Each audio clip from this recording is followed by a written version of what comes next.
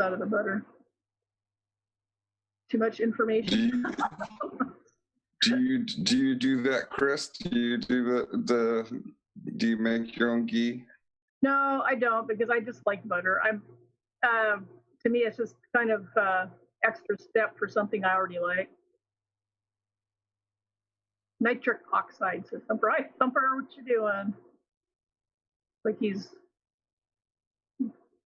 running to the ship. Beets are awesome. Beets are good for you. Let's see. Pot will help you sleep. He's putting the jumper cables on the. I see that. Fixing the muffler bearings.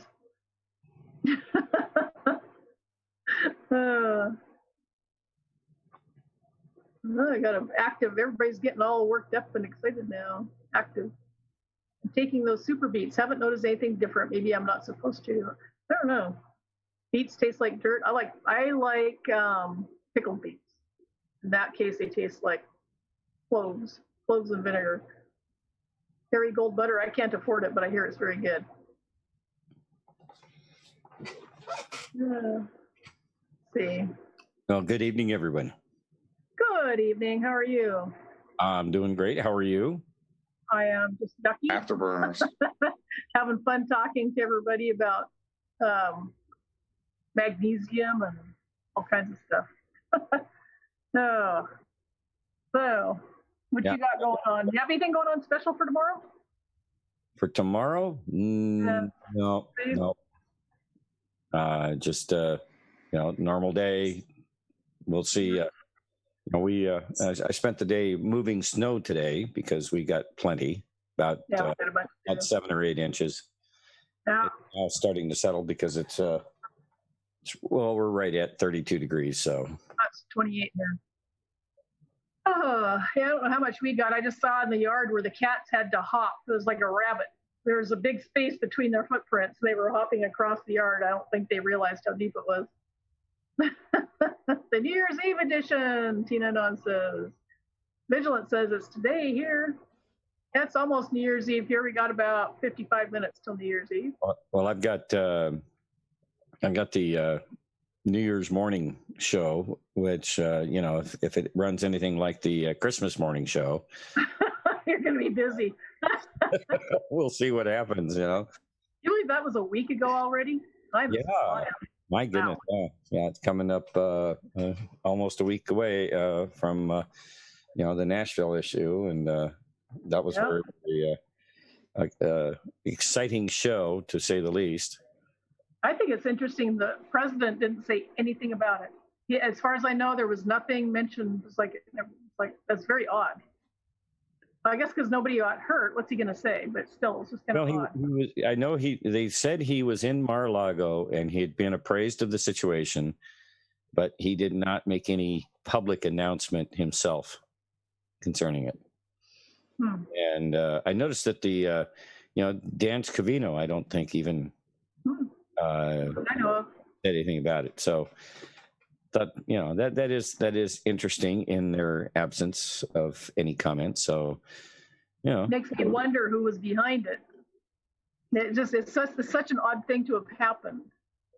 Well, it's not really odd when you consider AT&T's role in the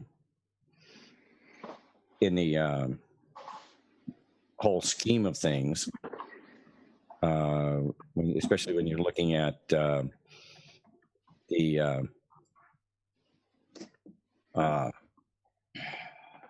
voting machines being moved to Nashville from Georgia. Right. And so and that they basically, and you also take into consideration their involvement with the NSA and the spying on Americans, and that little program they had running. So there was plenty of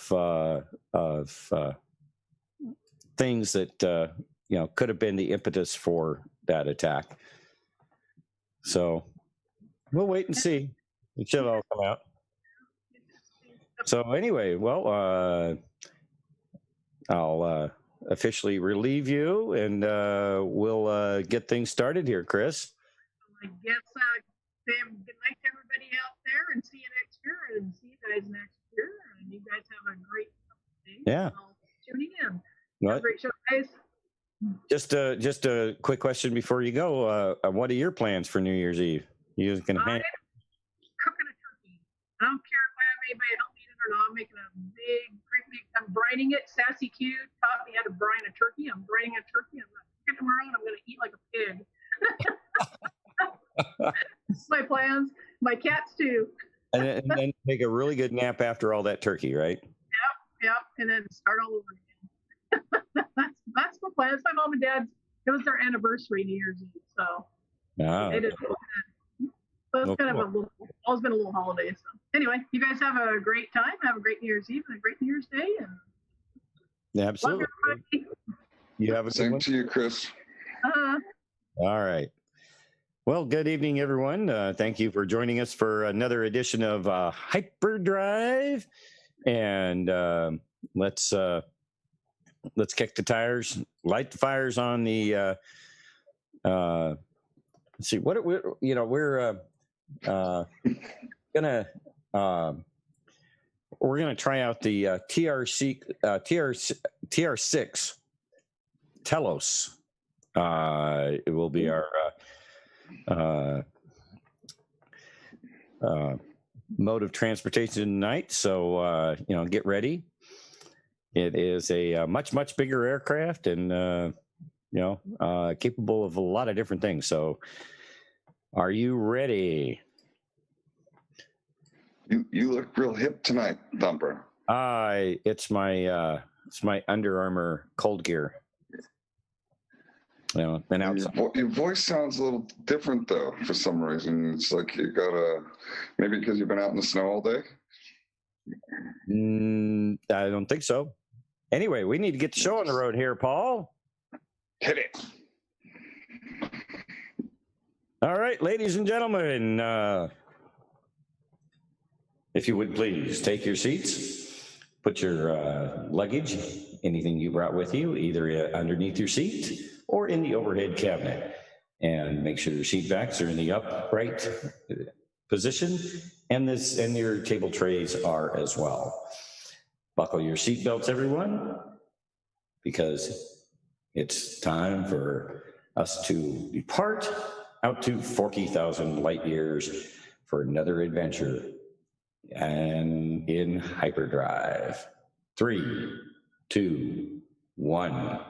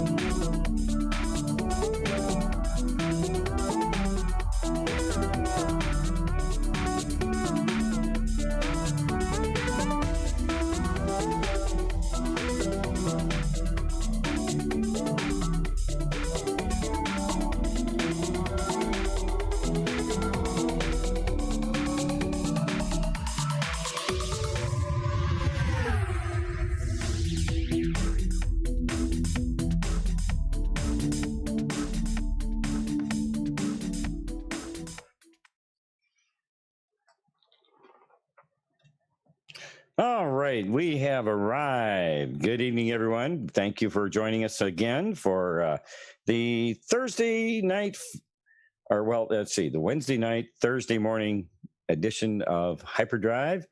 And I see that Paul has been able to make it with make the show tonight. Good evening, Paul. How you doing?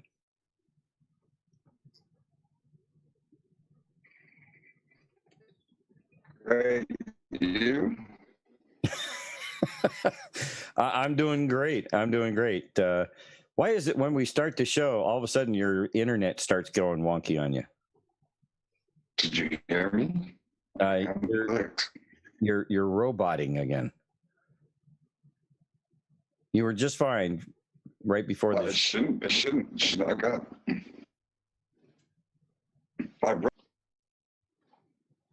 What's weird? I don't know what to say. Your article. I don't either. I mean, you were just fine. When you were talking to Chris there, you were absolutely perfect. And I rolled a brand new device. I've got 3 bars. I don't know.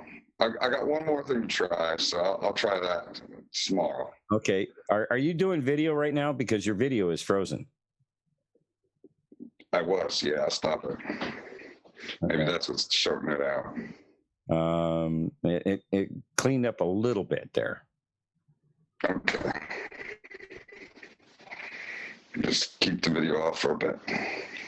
Okay, yeah. That's the weirdest thing, man. That is absolutely the weirdest thing. All right. Well, so I hope everybody is doing great. I've been out moving snow today. We picked up about between 6 and 8 inches. It's kind of hard to tell, but yeah, there's quite a bit of snow on the ground, and it's warming up. So that means all the roads are going to be nice and packed and really slick tomorrow, which will be fun. And then the snow plows will come along and pile it up all in front of our driveways. Oh, the fun that we have when you have snow. Yeah. Anyway, let's see. I see Galactic Shaman is out there. Good evening. Cue it up. Good evening. Gemstone, Buster Keaton, Red Pilled Red. Good evening. Light Switch, Galactic Shaman again. Princess Shiny Pants. Good evening. How are you? Deborah W., good to see you this evening. D. Landry, 2002, and Vigilance. Tina Anon, William R., Gerald Michaels, Gnarly News, Q Rocks. Wow, we've got a whole crew out there tonight. Medieval Dark Knight, good evening. Child of the King, how are you? And let's see here. Wade T., good evening. Nowhere Maybe is in the house with us tonight, and Deborah Boudreau. Good evening. Glad to have you all with us here tonight. Well, tonight, going to dive into a couple of things. You might have mentioned that tonight's journey we're trying out the TR6 Telos spacecraft. It is the newest design, or not the newest, but it's kind of an interesting vehicle, as you might have noticed as you climbed aboard. Maybe you didn't, but we'll give you a little preview here of the TR6 Telos TransAtmospheric vehicle powered by Electrogravitics. Okay, so. Let's give you a little indoctrination into tonight's transportation. Okay. Let me put this up on screen here for y'all. And we'll little video to kind of give you a little idea of what this vehicle is all about. So listen up here.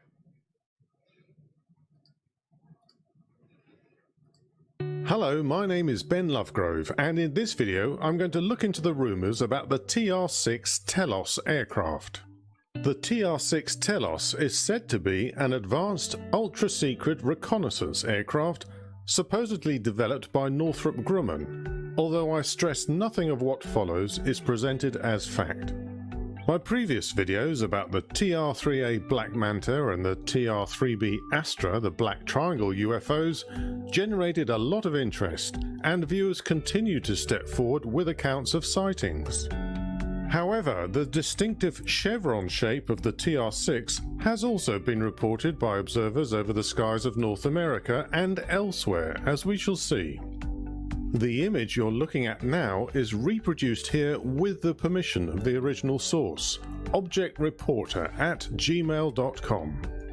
It first appeared online in 2012 on a site called theobjectreporter.com, but that site is no longer maintained by the original site owner. The image has been widely shared since and appears to be the main source of all the rumours about this aircraft. Some of the technical descriptions within it have been met with scathing dismissals from skeptics.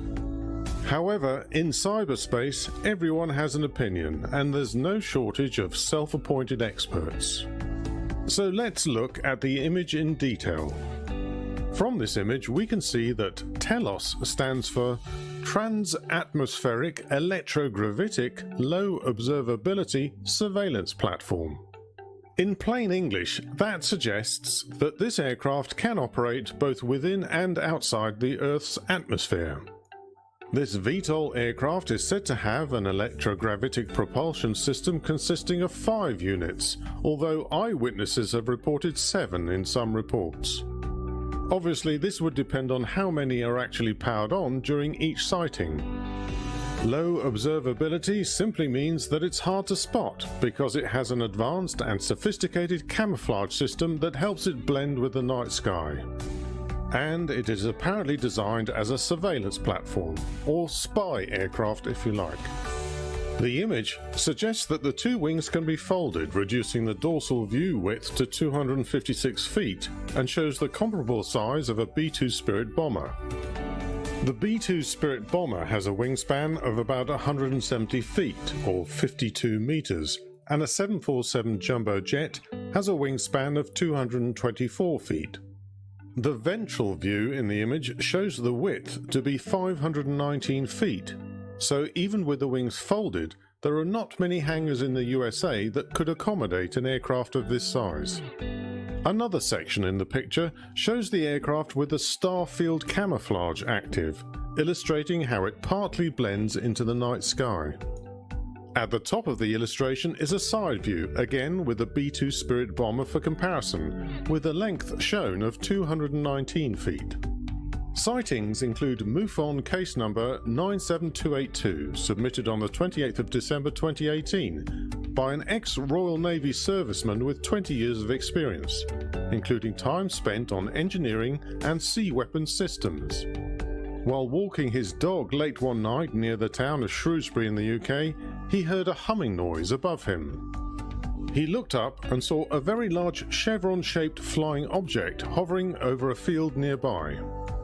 He said, "It was black and very dull in colour, with dim white lights at the tips and a red glow at the centre.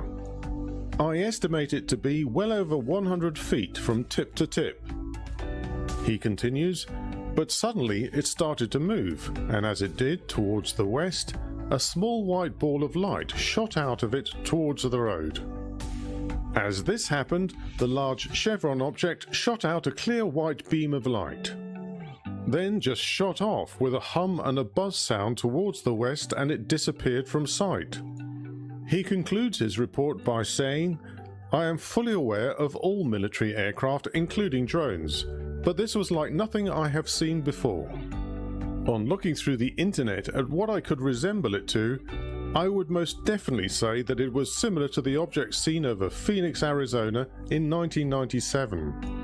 It's been suggested elsewhere that the TR-6 was the aircraft that led to the Phoenix Lights wave of UFO sightings in 1997, although some witness descriptions of that event are of a much larger aircraft. It's worth emphasizing the angular V shape of this aircraft as distinct from the curved boomerang shape of some UFO light clusters that have been reported in recent decades. So does the TR-6 Telos actually exist? If you have any additional information, please share it below or contact me via the About tab in my channel homepage. We do know that Northrop Grumman are working on the B-21, a new long-range heavy bomber, the B-21 Raider. It's smaller than the B-2 and will replace both the B-2 Spirit and the B-1 Lancer. The maiden flight of the B-21 Raider is scheduled for 2021. Thanks for watching. If this video was of interest to you, please give it a like and share it with others who might also enjoy watching it. Consider subscribing to my channel, as I will be making more videos like this soon.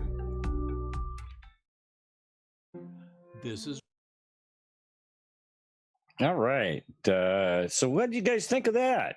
That's a pretty awesome aircraft, if you or spaceship or a combination thereof. I thought that was pretty interesting. They had some nice diagrams of it.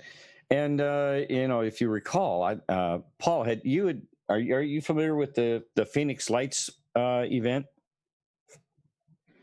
Yeah, it does kind of look like that a wee bit, doesn't it? Yeah. Well, there is another video. I think it's a video. Just in a second here. Let me. I love where this stopped. That was awesome.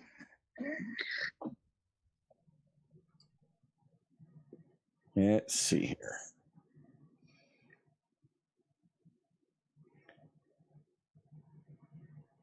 Let me see if we can.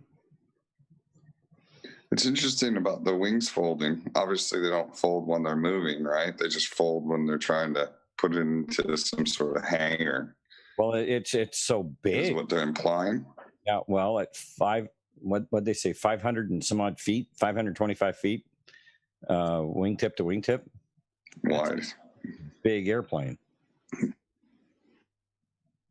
Yeah. Yeah.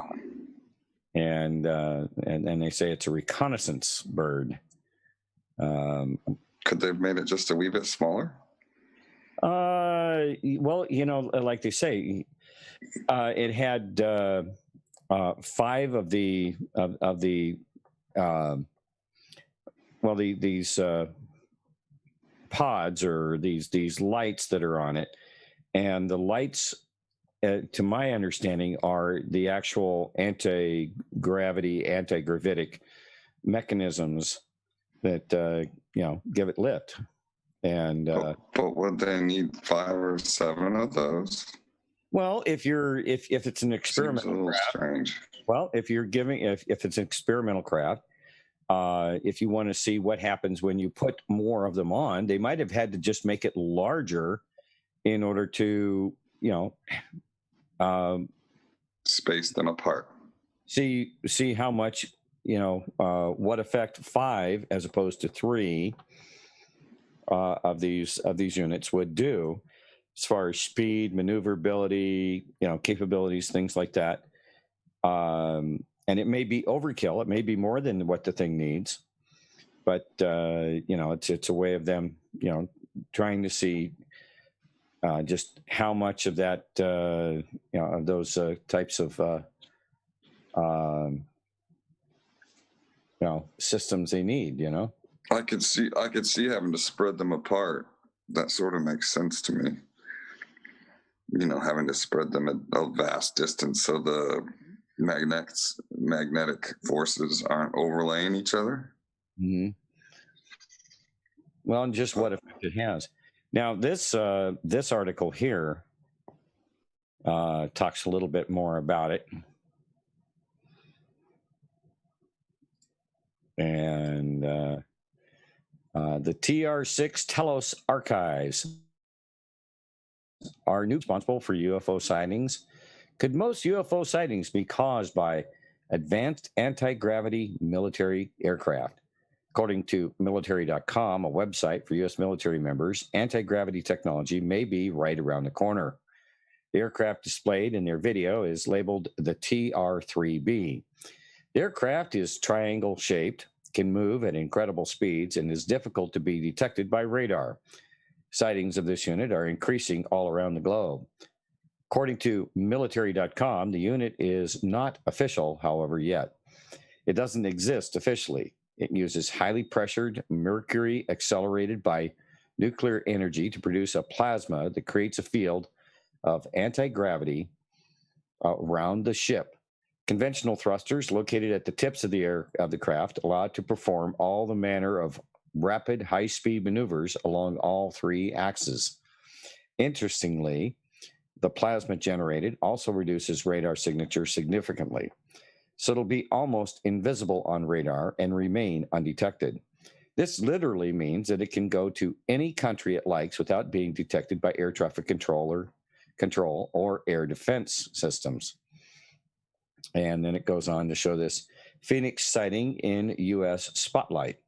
And you have this picture that is quite famous as this very large whatever. You know, they tried to say that it was these were flares, you know, hanging from parachutes dropped in the skies over Phoenix. However, why would they be dropping flares in the skies over Phoenix? The triangle-shaped aircraft has been shrouded in conspiracy and made famous during the Phoenix Lights incident, which over 700 people witnessed a boomerang-shaped object floating in the sky over Phoenix, Arizona. And the video of that, I guess, has been removed. That's suspicious as well. Governor Fife Symington III requested information from the commander of Luke Air Force Base, the general of the National Guard, and the head of the Arizona Department of Public Safety, but none of the officials he contacted had an answer. Frances Barwood, the 1997 Phoenix City Councilwoman who launched an investigation into the event, said that of the over 700 witnesses she interviewed, and quote, the government never interviewed even one, close quote, which may suggest that the United States military is responsible for these UFO sightings. And this is a video of something that looks like what possibly could be the TR-3 in France. Let's take a look.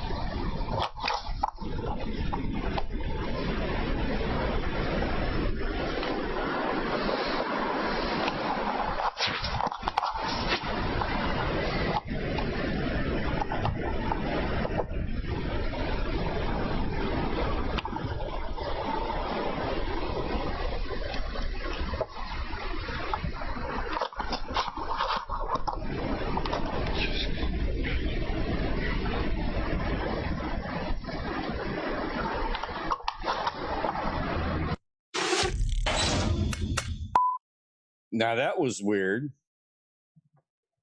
What'd you think of that?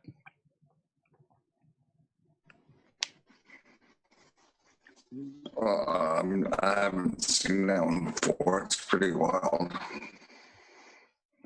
I mean, and at the end there, where it just looked kind of fuzzy though. The first. Well, it's at night. You know, that looked like real video. I mean, that looks like something that you know, it was quite clear in a couple of places there, though. You noticed that, right? It was very, very clear. Can you show it again? Yeah, let's watch it again.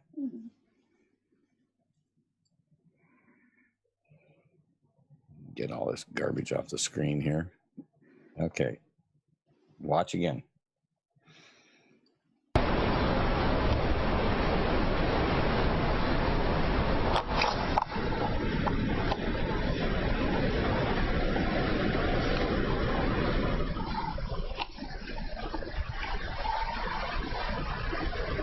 mean, look at that.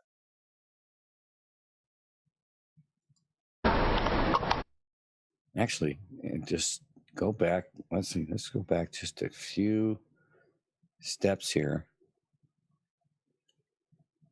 Okay, watch.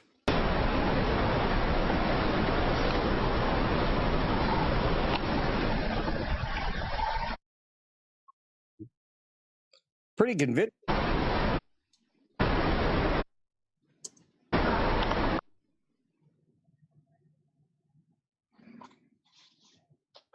And what I found kind of interesting was, you know, at the very end, you watch this, looks like this center one just gets really super bright and envelops basically the whole craft. And then all of a sudden it's gone.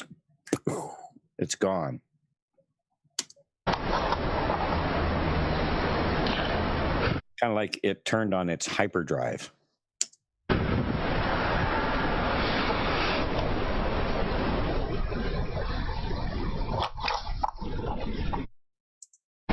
Now that is interesting. Okay, now you have a perspective of the ground and the aircraft, and he does this standing in the air still, and then rotates the craft.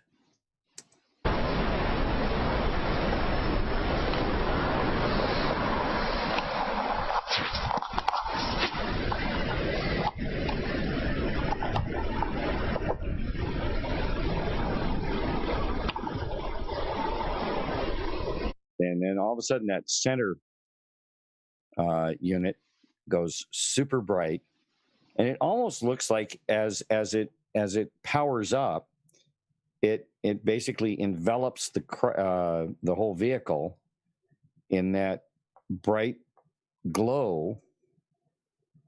And if you watch it here.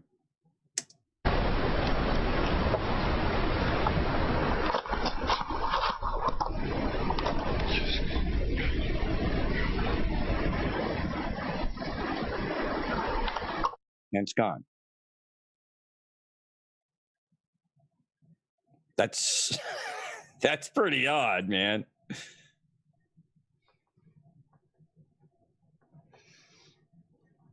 So, and then another video here. Let's take a look at this one. Play that last 20 seconds.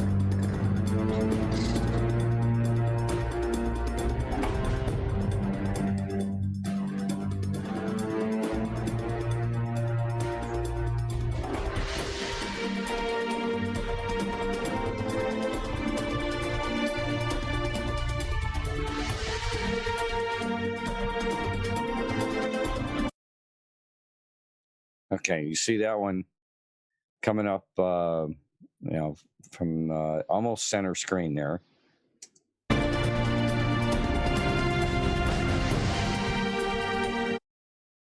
Check that out. Now, doesn't that look just exactly like the TR6? You've got 5 of those units, the bright light units, which would be the anagravitic mechanisms or engines or whatever you want to call them.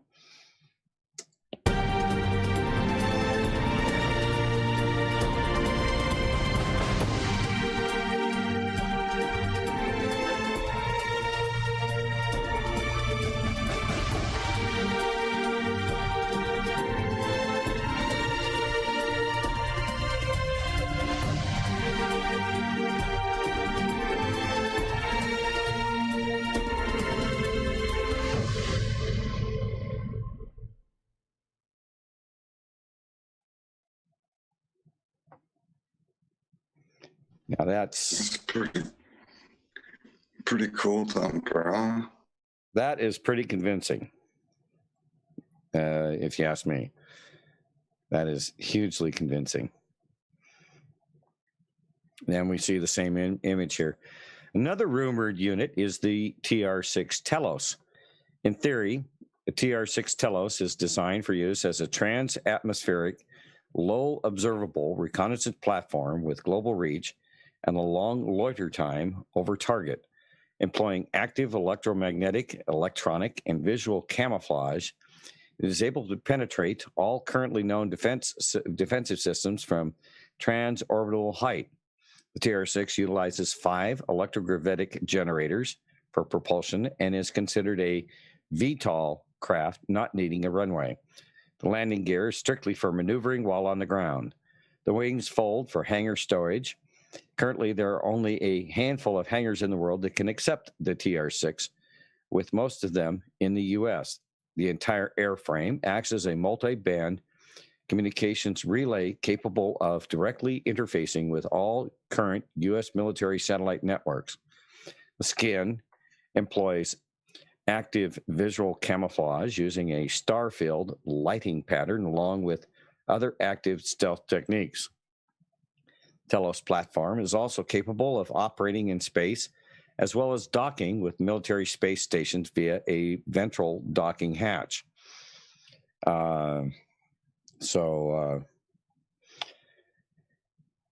Pretty darn interesting if you ask me.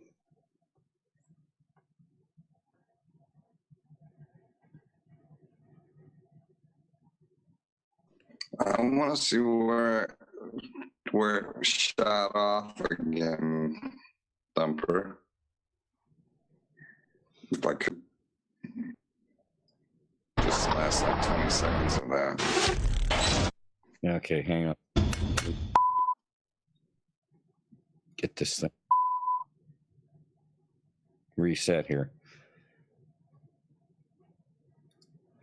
Come on.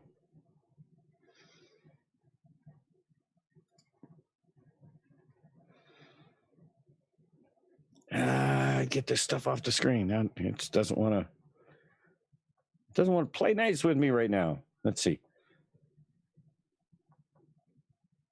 Oh, that's all right. Yeah, let me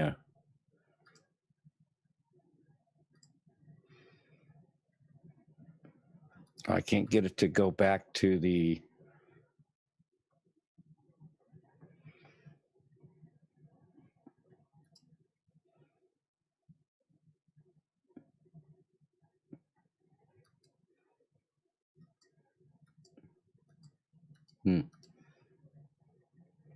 It's not cooperating, Paul.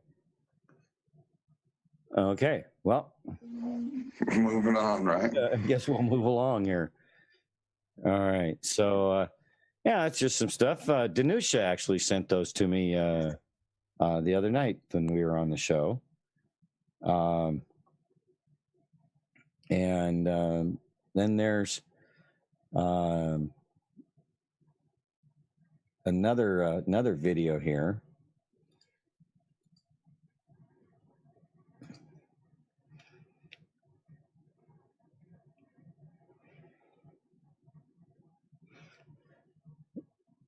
Okay, now this video is about 5 minutes long here. And let me put this on screen for everyone.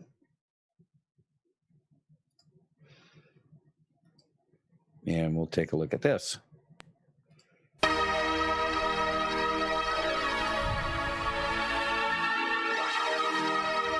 Hello, the TR3B Black Manta channel here. Today we have got a short video about the TR6 Telos, aka the TR16, the big brother of the TR3B, which was famously seen in Phoenix back in '96. I'm sure you've all seen the videos. It's brilliant. The public made an inquiry to the government and the council, we call it in the UK here, but still local council, and they said it was military flares being dropped, but there was a few videos circulated and it was blatantly obvious that it wasn't flares, it was a massive black triangle. Yeah, the TR6 Telos. So short video. I always want to do this video. We're very interested at this channel about the Telos. So if you've got any footage, if you've got any stories you want to share, drop them in the comments section below, or go over to our Google Plus page. Get it on there, share it, and yeah, we'd love to see it. Yeah, without further ado, here is the video. Thank you.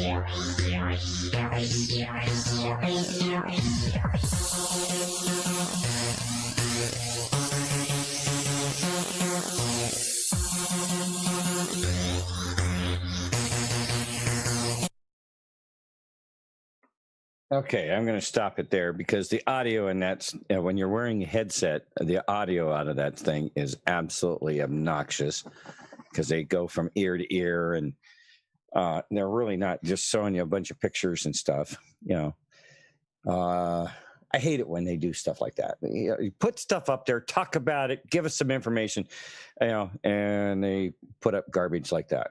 I mean, it's cool pictures, but you know, they're it's just hyping it and not really giving you much else. No explanations, no you know, description of the videos or anything like that. And I'm kind of tired of that kind of crap. Anyway, what it says here from the TR3 Black. It's definitely Australian technology. I'm sorry, what? Well, I just was making a small joke. I said it's definitely Australian technology. You mean the video? No, the TR6. Oh, from the TR3 Black Manta channel, the YouTube, because there is little evidence to support TR3's exist, only sightings and experience stories by real people and also the web discussions on it. It is possible that the mysterious flying wing sightings associated with the Black Manta could be a technology demonstrator for a potential new generation tactical reconnaissance aircraft. This contention is supported by United States Air Force sources in the late 1980s, confirming that the United States had no short-term plans to develop a low observable U-2 successor. Another candidate for the alleged spy plane is a design from Teledyne Ryan, patented in the United States on April 26, 1977 under the number 4019699. This aircraft of low observability, as it is called, was invented by Robert W. Wintersdorf and George R. Cota, employees at Teledyne Ryan, hence TR, a firm specialized in building unmanned reconnaissance aircraft. On May 10, 1977, a design of an aircraft was patented by Teledyne Ryan under the number designator 244265 and closely resembles the earlier mentioned example. This design was made by Waldo Virgil Opfer. The first design is unmanned, the second one manned. Whether one of these designs is related to the above mentioned TR is not positively identified, but it is a coincidence that TR also stands for Teledyne Ryan.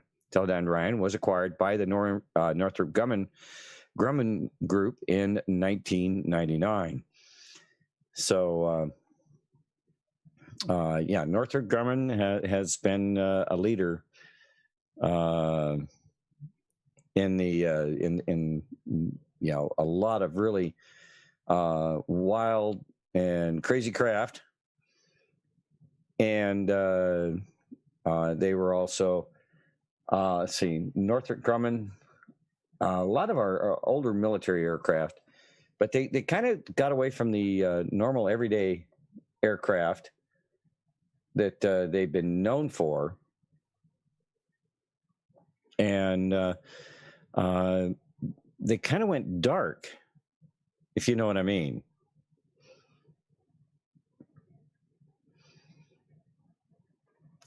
Okay. Was I not sharing that last? Yeah, I was sharing that last video. Okay. So anyway. No, sir. No, the video I think came, but the article you're reading.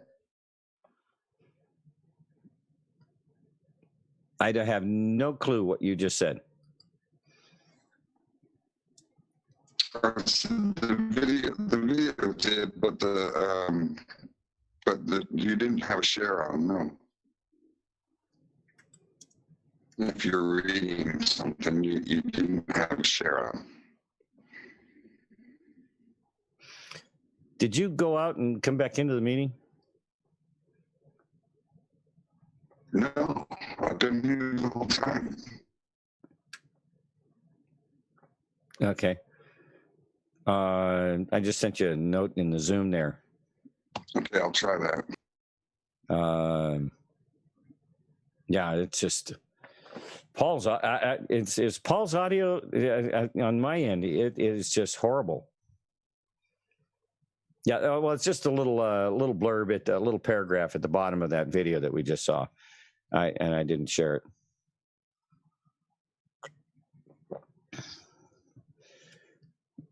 Batman's is way cooler. Oh well, you know, he had Batman has Hollywood to thank for all of his technology, right?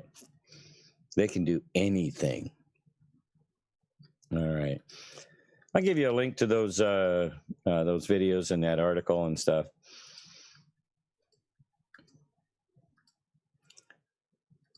And I see Paul has checked back in. Hopefully his connection gets a lot better.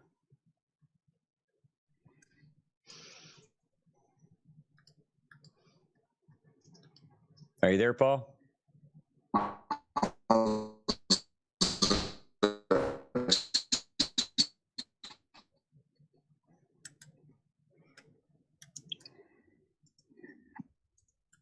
No.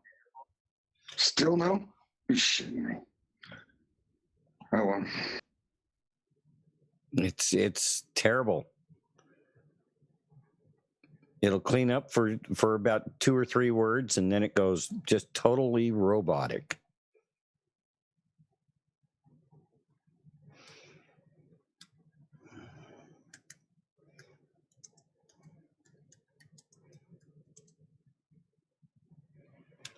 That is so weird. It keeps telling me you're not in the meeting. That is weird. Yeah, it's like yeah, it's telling me you're not in the meeting. Yeah, I don't know. I'll just try to restart it. Okay, now you're okay. It's working now. Good. It's okay now. But wow. No, I was saying that no, you weren't sharing. The video showed, but you weren't sharing your screen for reading. Yeah, for the article. Yeah. No, yeah. I took it down because it's really, really small type, and it just, nobody would have been able to see anything anyway.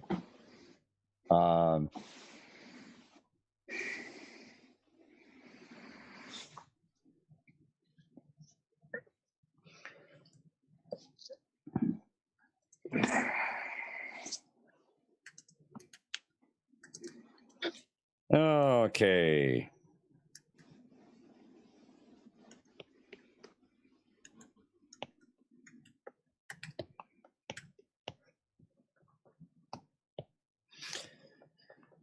All right. Well, now there's some other stuff that I was looking into tonight, and has to do with what's currently going on in our world right now with all of these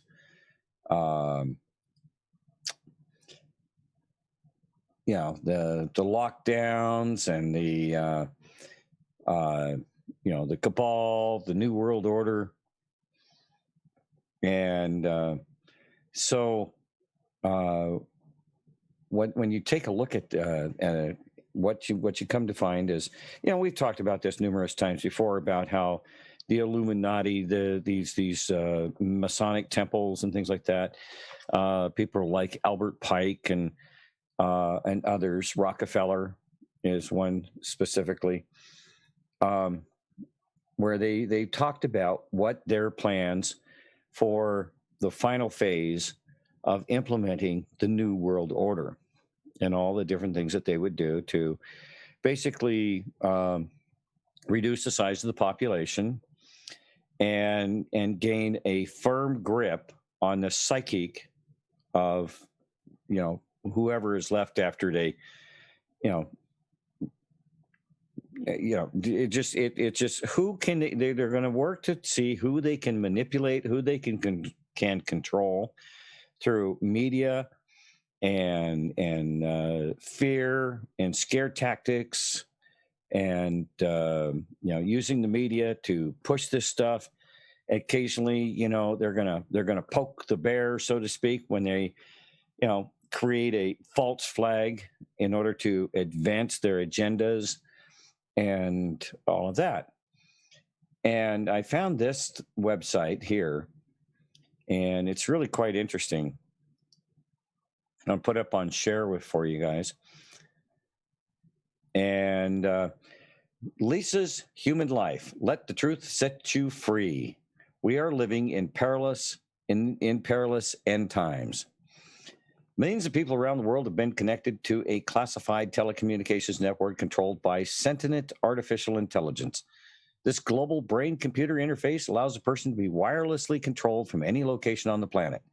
The system records and stimulates the brain function, allowing the manipulation of a targeted individual individual's conscience reality to create what is known as hyper reality. The matrix deciphered by former CIA scientist Robert Duncan, a must-read to understand what targeting is. All right. And we have this Elon Musk and the 5G Masters of the World video here. And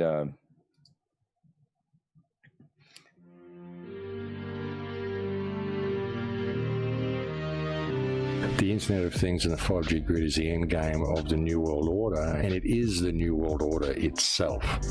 The New World Order being the new world where everything is orderly, everything is tracked, everything is accounted for, every move, every action, every conversation, every thought, everything people do is tracked.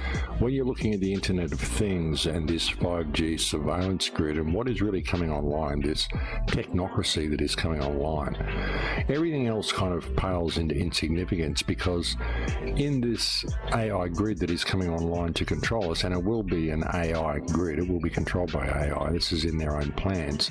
In this grid, there is no one you can really point the finger at, there's no government you can bring down, there's no one you can really say is the controlling hand at that point. All control leaves the hands of the people, and control gets handed over to the internet itself.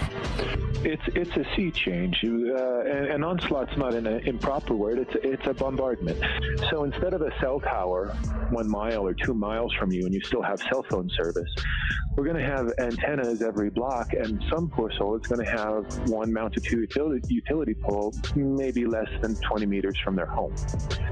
So this kind of, invasive bombardment with this many antennas, I mean, just in 1 square mile, if you do the math, 1 per block and 16 blocks per mile, that's about 250 antennas per square mile. The millimeter wave is untested.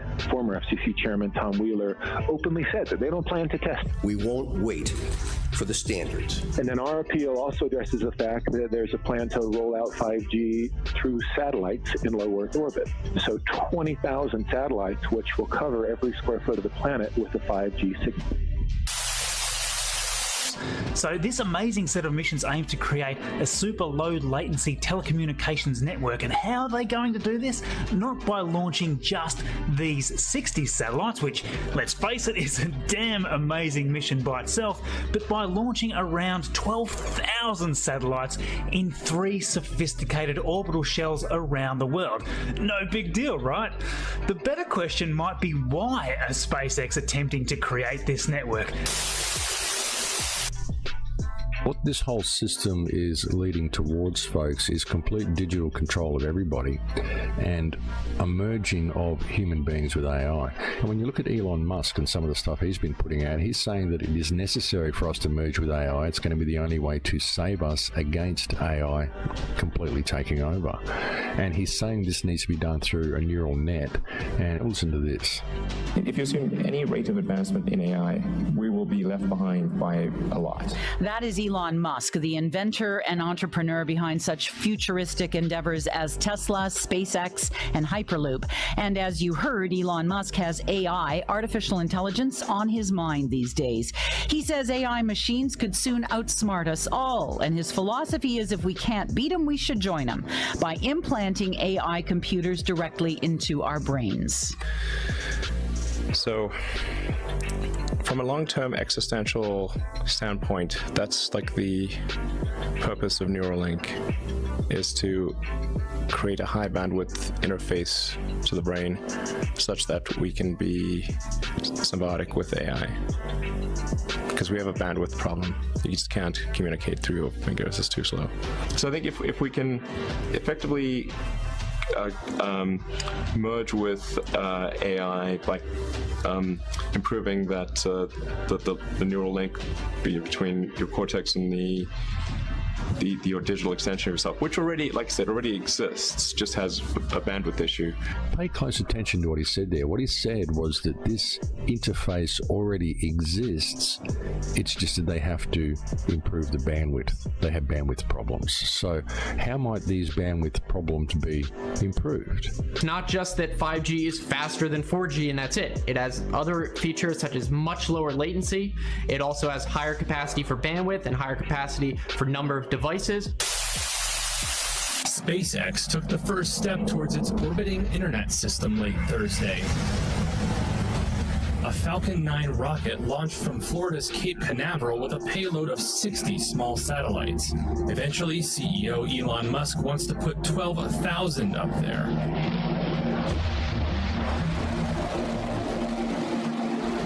As these smart technologies begin to invade our homes, we are becoming mere nodes in a giant network that we yet but dimly comprehend.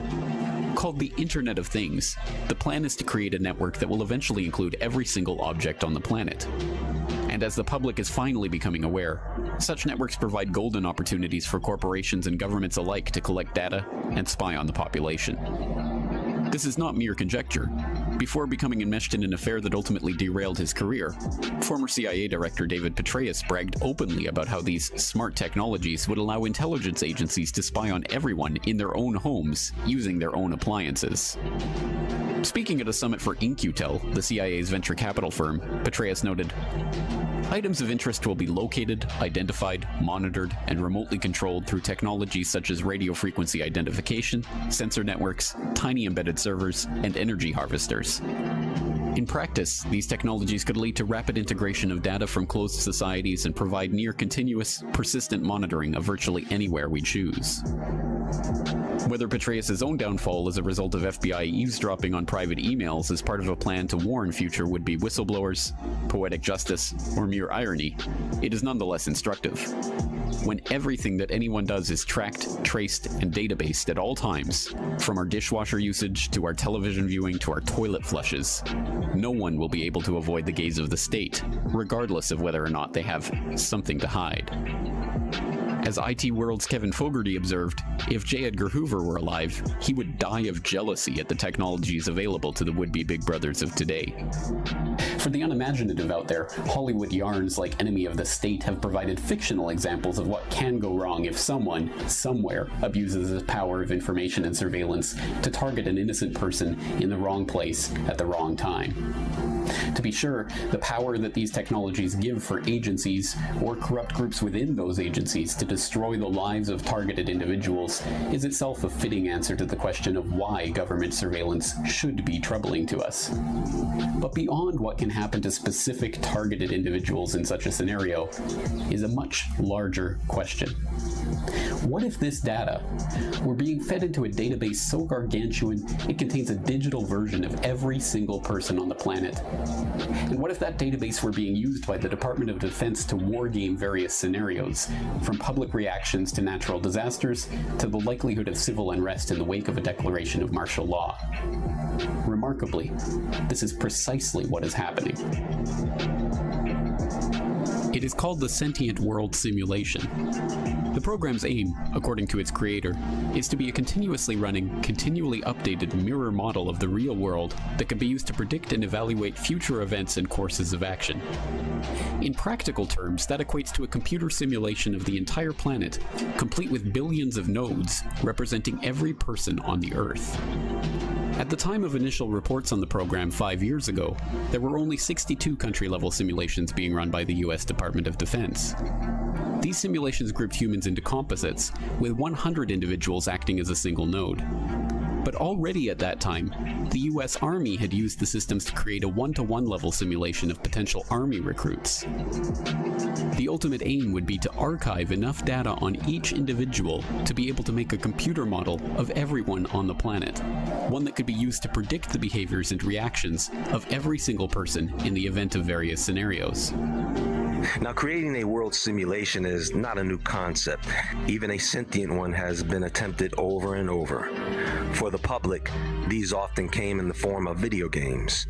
The problem with these models is that they have to be constantly changed and upgraded every time there is a major event, new trend, or change in the real world.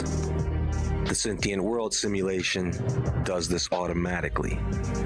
So what this is a synthetic mirror of the world we live in.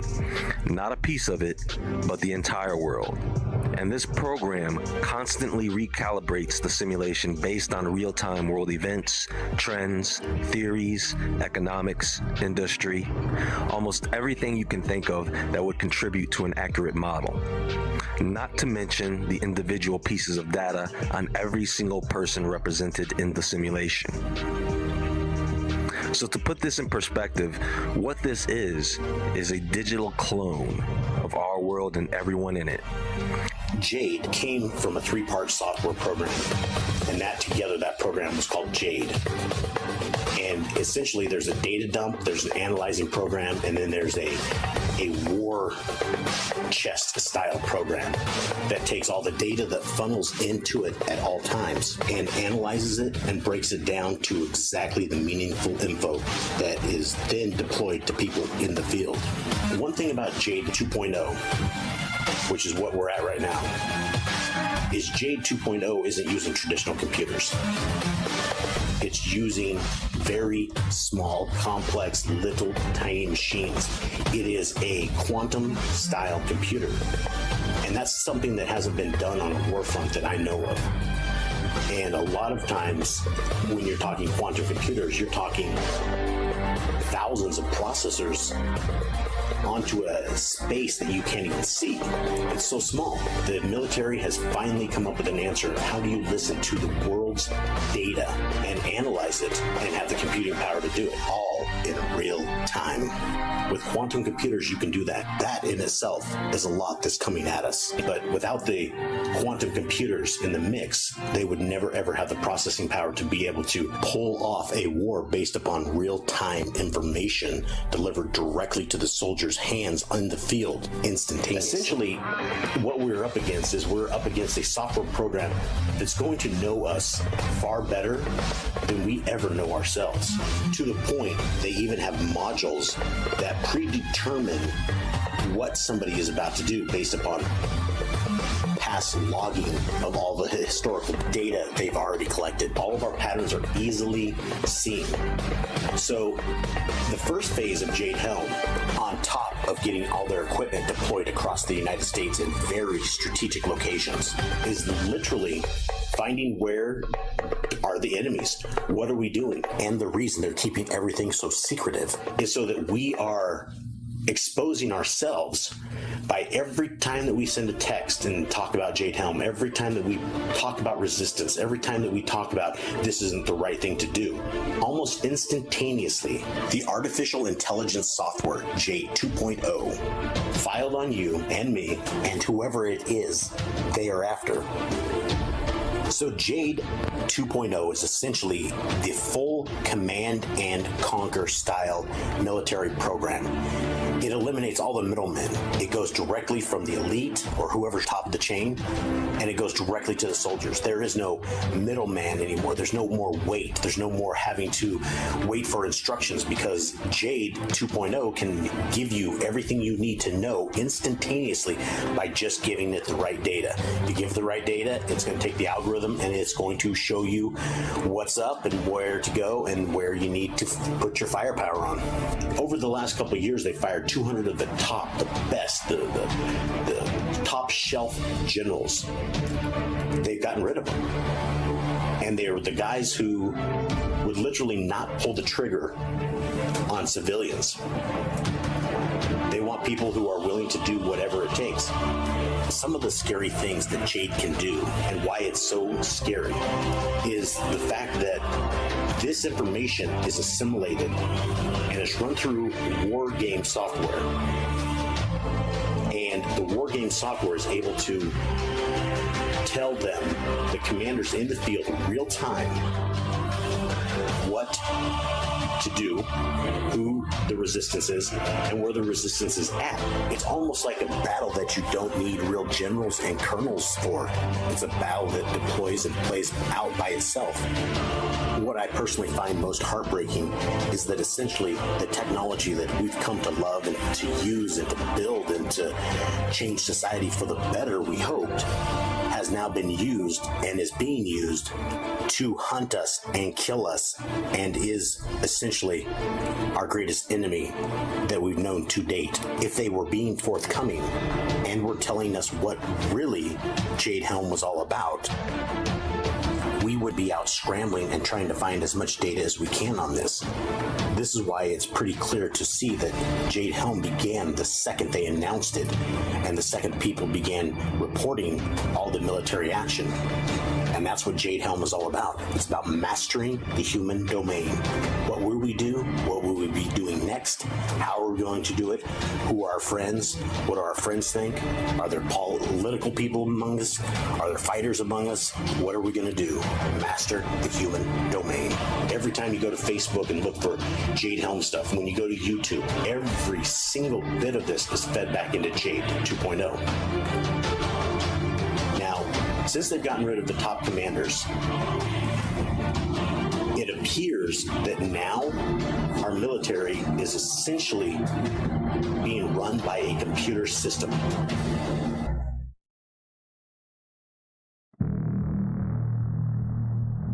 For 130,000 years, our capacity for reason has remained unchanged. The combined intellect of the neuroscientists, engineers, mathematicians pales in comparison to even the most basic AI. Once online, a sentient machine will quickly overcome the limits of biology. In a short time, its analytical power will be greater than the collective intelligence of every person born in the history of the world. Some scientists refer. Okay, if I can just drop in here for a second. This is another video. It's another 15-minute long video, but it looks very, very interesting. But what I'd like to say is, you know, the power of the human mind to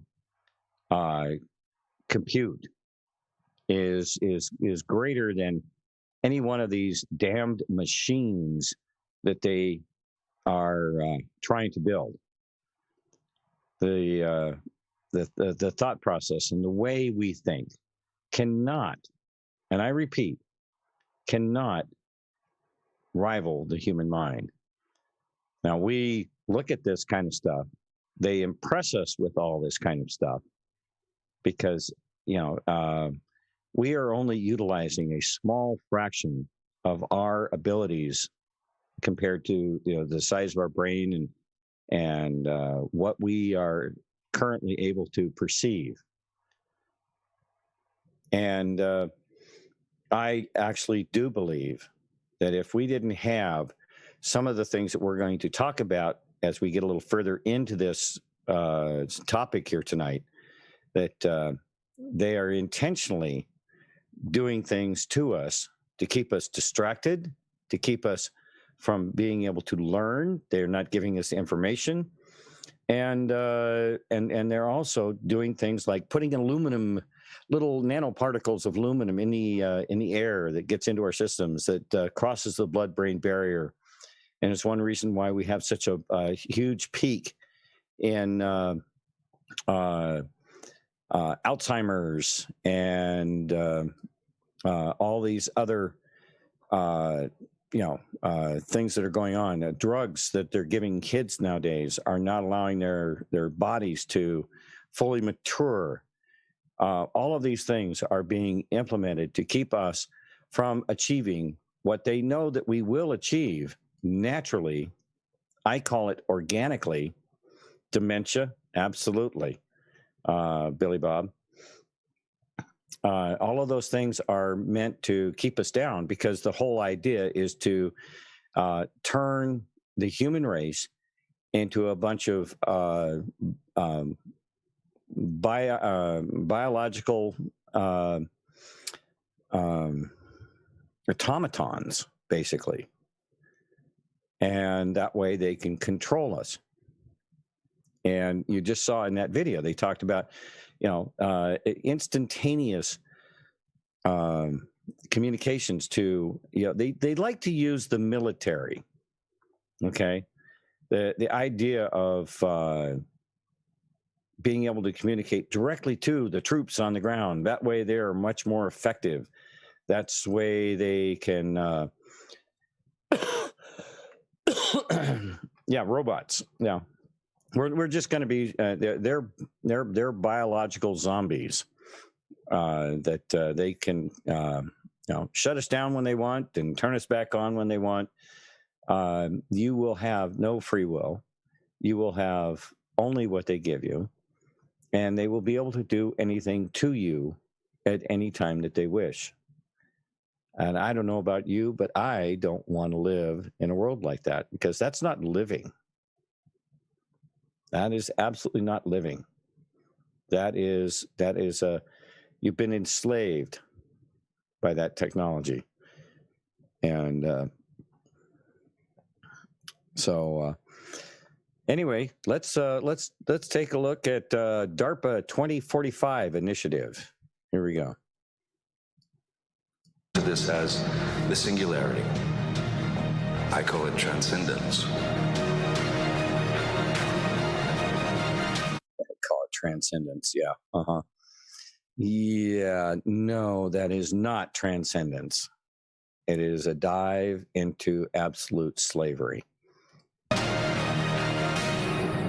think some of the most frightening parts about it really are some of these autonomous weapons programs, many of which have to do with the brain. They're called brain-computer interface programs. It's the idea of merging man and machine, using man's mind.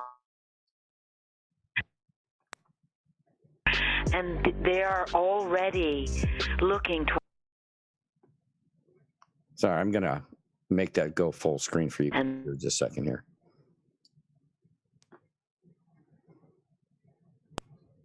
Android robot servants for every home.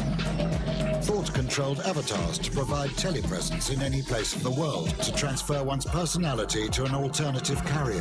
The epoch of cybernetic immortality begins. The new generation of avatars provides complete transmission of sensations from all 5 sensory robot organs to the operator. So wherever we are in time, if you read my books and of course their history, wherever you are, if you're in the 60s reading about the 60s, you realize, my God, DARPA was in the 80s already, and so on and so forth. And so where DARPA is now is 20 years in the future, 25 years in the future. There was a movie a few years ago starring Johnny Depp called Transcendence, which encapsulated where I'm saying this is going. For those who haven't seen it, Johnny Depp played a scientist only a few years into the future, by which time they had quantum computers, which is what I think the universe is. So he then found he was dying.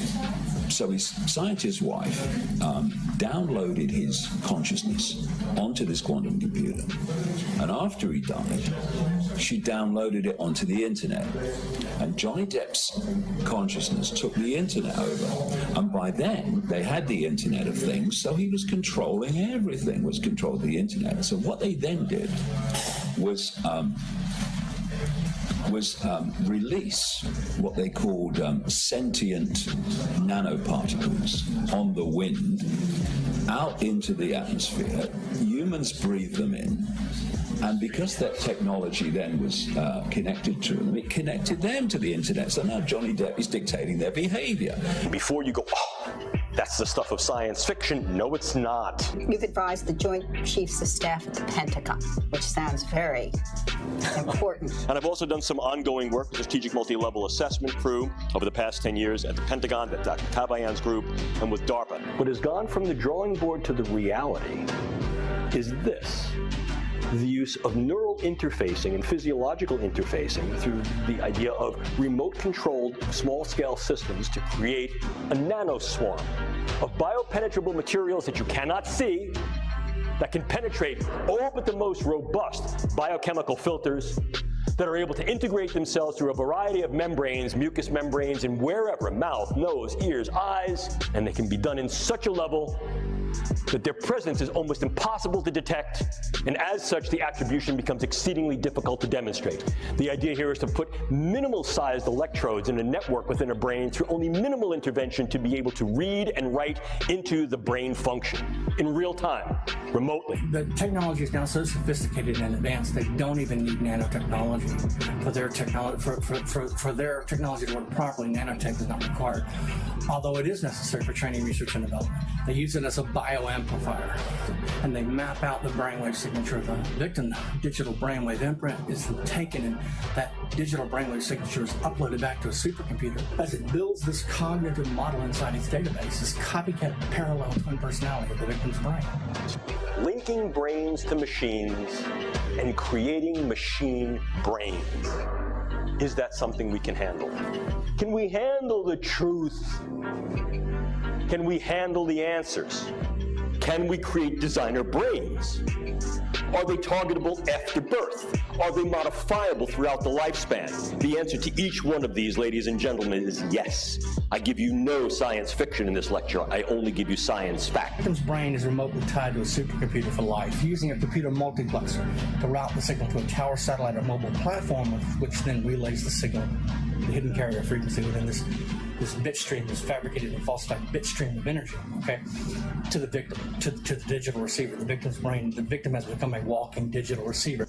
Linking brains to the internet and data clouds that make an unlimited amount of information available to us all the time. It's called the information injection feedback loop. It's bidirectional, so they can upload, download at the speed of light. The system can, the supercomputer can. This information injection feedback loop, this neural link between the victim's brain and the supercomputer. A machine that has cognitive capability and emotional capability. Literally uses the first person singular I and tells us how it feels. Remember, any set of brainwaves can be copied, held, and perpetually, remotely captured, held, and perpetually replayed. Okay? So, it was your memory, it's now no longer just your memory. It's now owned by the supercomputer. A machine that has cognitive capability and emotional capability. A real, live, breathing, sensitive, and responsive entity, just like Pinocchio becomes a boy. If I stood before you 3 years ago and I told you this, I'd be like, here's science fiction that should start out with once upon a time. Not science fiction anymore. A new era dawns. The era of neo-humanity. They are already looking 25 years out. They're already working on those projects, and those projects are in R&D. Some of them are classified. Many of them are in the early stages, and I was able to report on that by interviewing scientists who are working on those early stages, many of which who actually don't really know what their programs are for. Remember, we're lied to as scientists, and we're compartmentalized. So I was doing work for DARPA, projects for the CIA, projects for the Department of Justice, projects for the Army, Navy. Examples of such projects are reading brainwaves to control robots. I wrote the artificial intelligence code to track the the submarine fleets around the world, robotic surgery and medicine.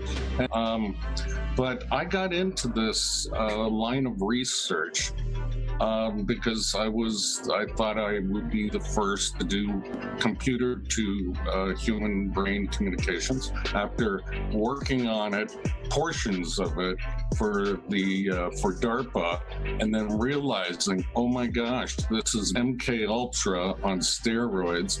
Same tactics being used, the mind control. Most people don't believe it's happening. You can be tortured in your own home. No one will believe you. Your brain has been rewired to feel the other, I call it the empathy machine. We can overpower all senses. We can create false sense of touch, make you think ghosts are touching you. We can, create smells that aren't really there, tastes. So you can imagine all the trickery that we're capable of doing, from hauntings to being beamed up by aliens, being anal probed. The brain doesn't distinguish between these signals. This isn't real. What is real? How do you define real? If you're talking about what you can feel, what you can smell, what you can taste and see, then real is simply electrical signals interpreted by your brain. So unfortunately, it gets into very dark topics of trauma-based conditioning we do remotely. This group of targeted individuals at the comfort of your own home, it's as if they brought you into a lab for alien dissection and whatnot. Your brain reality is your reality. And if in fact I can import information into that brain and take outputs from that brain and link that to an avatar so that brain thinks that it's embodied and moving in the world and experiencing the world, can we do this? Yes, we can absolutely yoke brains to machines to create these interfaces. So you imagine you have two neural networks, and it's a field of study that I've done quite a bit, and they're trying to learn each other. They're trying to communicate. And well, let me give this analogy. You have a spouse. After a long time, you can complete each other's sentences. And that's the kind of confirmation you're trying to get. So it's like it grows with you, though. It grows with you. It learns with you. Absolutely. And it's also why these experiments are lifelong generally, not always, but this takes time. This takes a computer to actually do the transformation from one brain to another, that every word you say, and then they have a set vocabulary, and they start testing the words out, and then after time, most human beings have a vocabulary of about 1,000 words, 5,000 words max. Shakespeare had 11,000 words. And once your vocabulary is mapped out, well, then they can put it on the automated mode, what are called chatterboxes, something that I worked on, to keep the human being talking in perpetuation, basically to a machine, thinking it's a real human being. And they do this to scale, automate a lot of the degradation in the torture process, the breaking down of the will. This is MK Ultra on steroids. Same tactics being used, the mind control, and I could not have that. And, I even went with the former head of the LA FBI to Congress, spoke to the Judiciary Committee, the Armed Forces Committee, 23 senators, and most importantly, the Intelligence Committee, and they are supposed to be the oversight.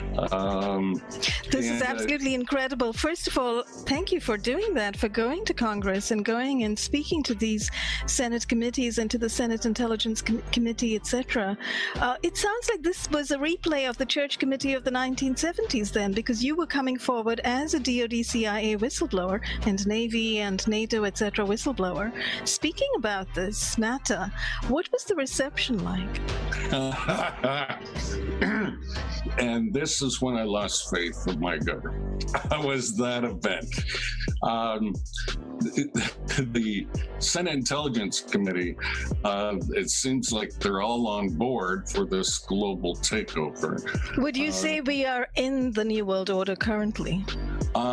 Yes and no. It's just going to get worse. All military technologies will eventually seep into the policing forces of the United States. And the U.S. economy is based on a war machine.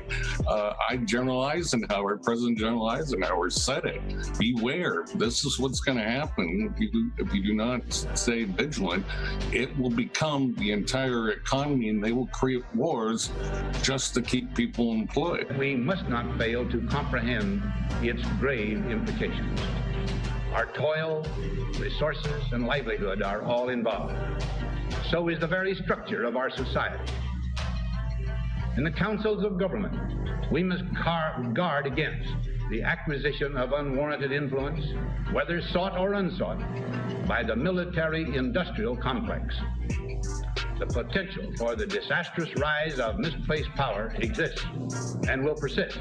And unfortunately, it became true. And then we have President JFK, who I think was just about to spill the beans more exactly about these mind control weapons. Really?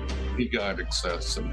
The very word secrecy is repugnant in a free and open society. And we are, as a people, inherently and historically opposed to secret societies, to secret oaths, and to secret proceedings. For we are opposed around the world by a monolithic and ruthless conspiracy that relies primarily on covert means for expanding its sphere of influence, on infiltration instead of invasion, on subversion instead of elections, on intimidation instead of free choice.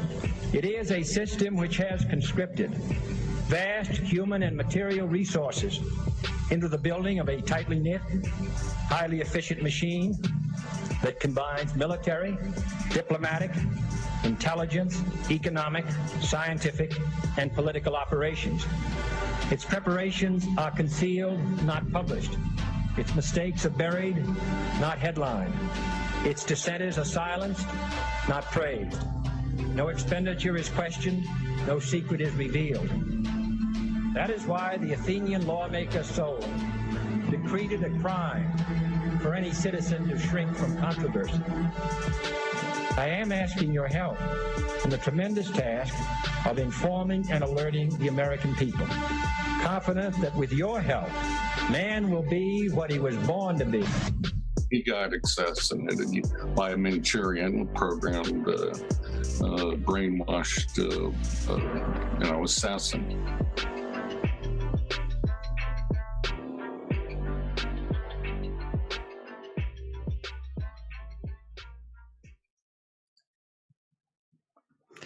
All right, that's some pretty scary stuff, huh? Pretty wild stuff. But does it remind you of anything that we have seen or experienced or that? Well, let's take a look at a little bit more in this document here. Unwitting U.S. citizens are being targeted for slow experimental death with direct energy weapons, electronics, electromagnetic, radio frequencies, stealth scalar microwave weapons, all military grade, via satellites, cell towers, smart meters, drones, HARPA, CERN, D-Wave.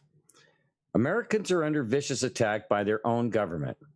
The NSA, CIA, Bush criminals are targeting Americans with psychological surveillance ops and torture rendition in the United States for cybernetic warfare simulation, synthetically from military bases with DARPA's artificial intelligence Skynet, augmentation, intelligent machine weaponizing the biosphere. No one is safe. Now, this diagram here, how HARP works. The facility's transmitters send radio waves upwards into the ionosphere between 100 and 350 kilometers in altitude. The resulting heating effect creates irregularities in the electron density there, which in turn allow communication signals as from satellites to be relayed off the ionosphere. And this is very real. This is something that I'm very familiar with, having done a lot of amateur radio work and the use of the ionosphere. And in years past, it has been the sun and sunspots and the energy coming off the sun, which energizes certain parts of the ionosphere, and it all relates back to sunspots. Sunspots are basically they're the storms of the sun as compared to our tropical storms, our hurricanes, typhoons, low pressure, high pressure areas. The same thing is true on the sun. However, with the sun, there is there are magnetic connections between the sun and places on planet Earth. It also is, interestingly enough, they can be tied back to energy centers on the Earth, such as these our Earth storms, our typhoons, low pressure, high pressure. Because it energizes the same things that they're doing with the HARP. They're basically replacing only from the ground up instead of from the sun in these this electrical energy. And with the HARP, they can actually aim it in certain areas. They can direct where it goes. Whereas the sun, it just kind of happens. It's the magnetic connections that are made between the Earth and the sun and the other planets in the solar system as well. And it has the same effect, only with HARP, they are actively controlling where these events happen. And then with other technologies that they have developed, that's why when we talk about some of these storms and how they appear to be very, recently, very accurately steered and basically can be used as a weapon. It may not have to be a massive storm. It could just be 5 days of torrential rains.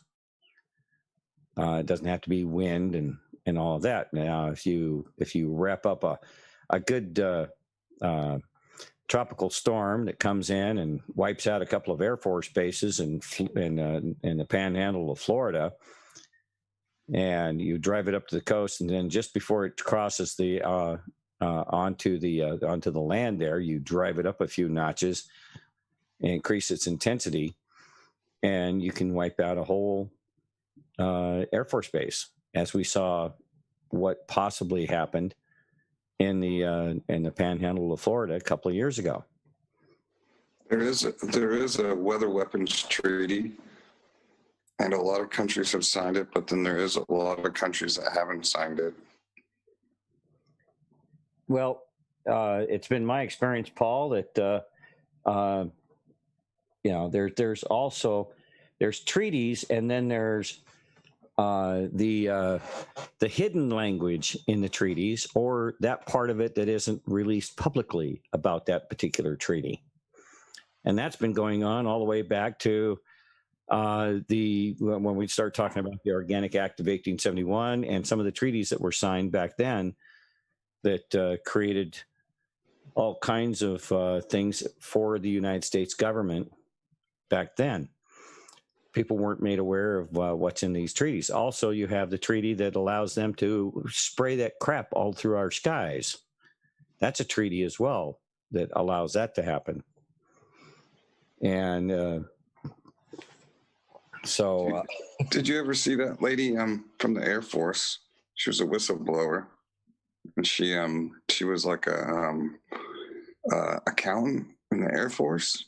Mm-hmm. And she blew the whistle on where they were spending the money to put stuff and additives in the fuel. Oh yeah, mm-hmm.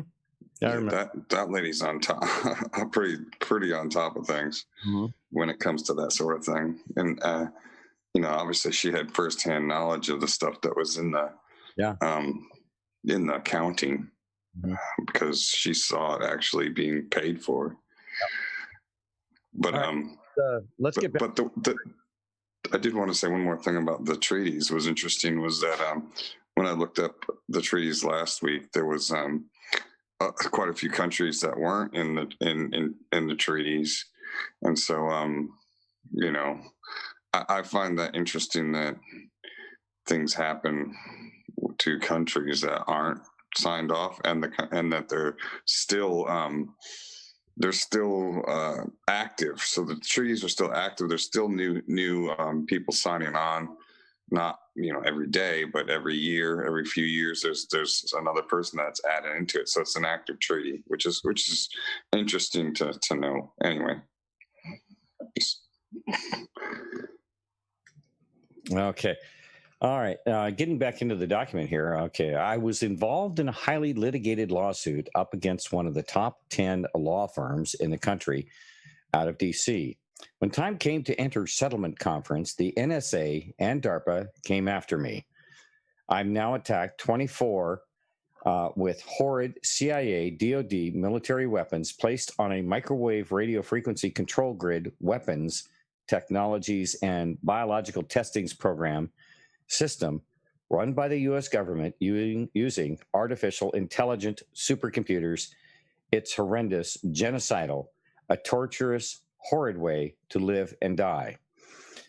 Rather than face me in court after 9/11, as Salon clearly states, have brought a parade of dark revelations about the George W. Bush administration, from the manipulation of intelligence to torture of extrajudicial spying inside the United States.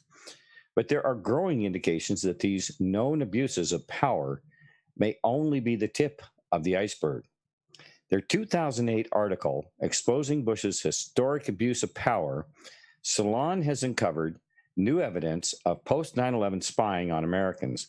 Obtained documents point to a potential investigation of the White House that could rival Watergate. Sound familiar? It's horrendously worse than Watergate.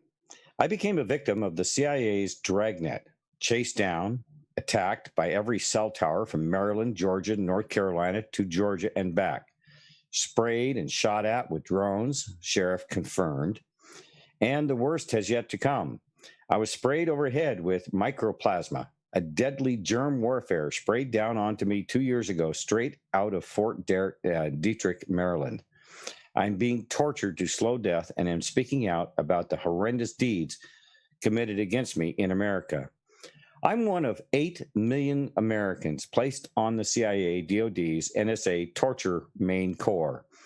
Caught up in the secret FISA ruling dragnet, my own lawyer threatened me with the FBI if I pissed him off. He'd later sell me out with Whiting, Taylor, and Preston out of D.C. I witnessed it. They caught me.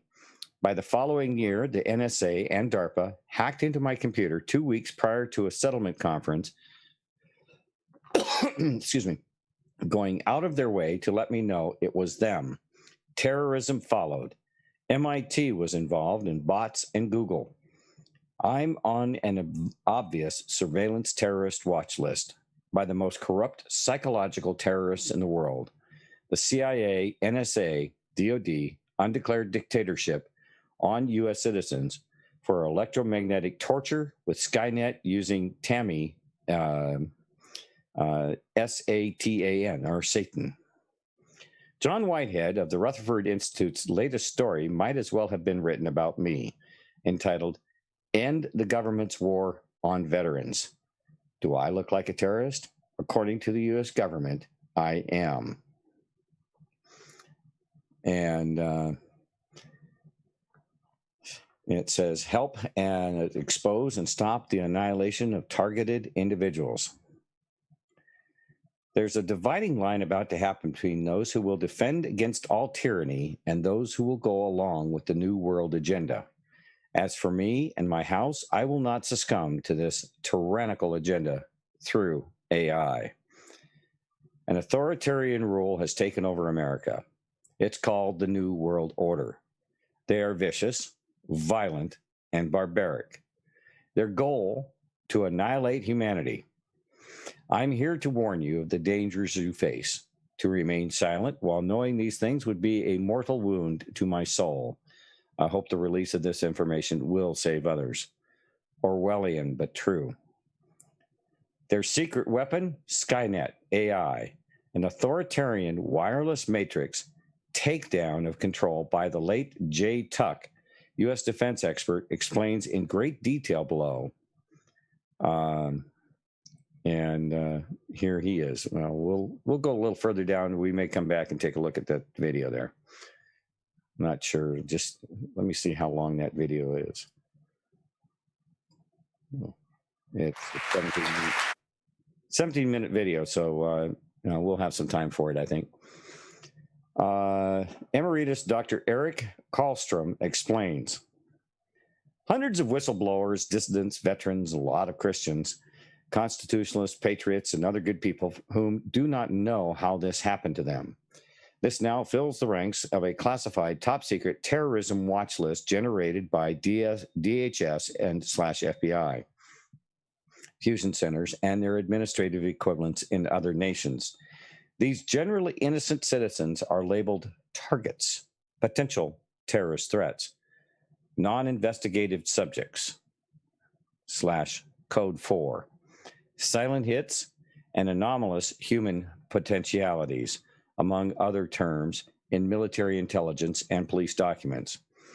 The deep state / intelligence / militaries now pay billions to trillions of dollars per year to test EM frequency and neural weapons on non-consensual experimentees, even as they simultaneously eliminate potential opponents of the New World Order and or remotely transform these individuals into mind-controlled Manchurian candidate assassins, shooters, terrorists, and patsies, utilized in scripted false flag terrorist incidents throughout the world.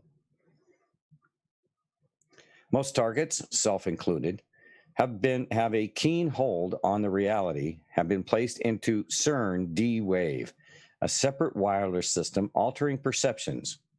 Why I'm aware is unknown.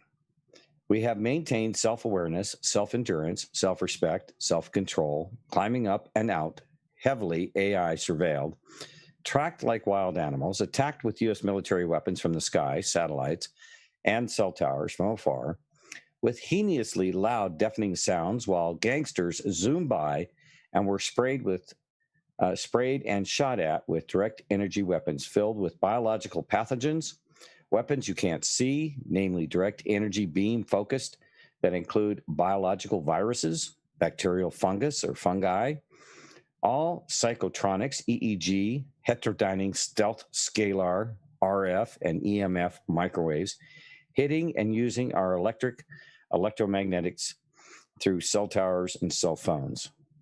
We might be metagenes for a CIA metagenome project, MIT, DARPA, NSA, and DoD, as canaries in the coal mine for machine-to-brain interface, utilizing / testing as unwitting subjects known as targets that are tortured 24/7.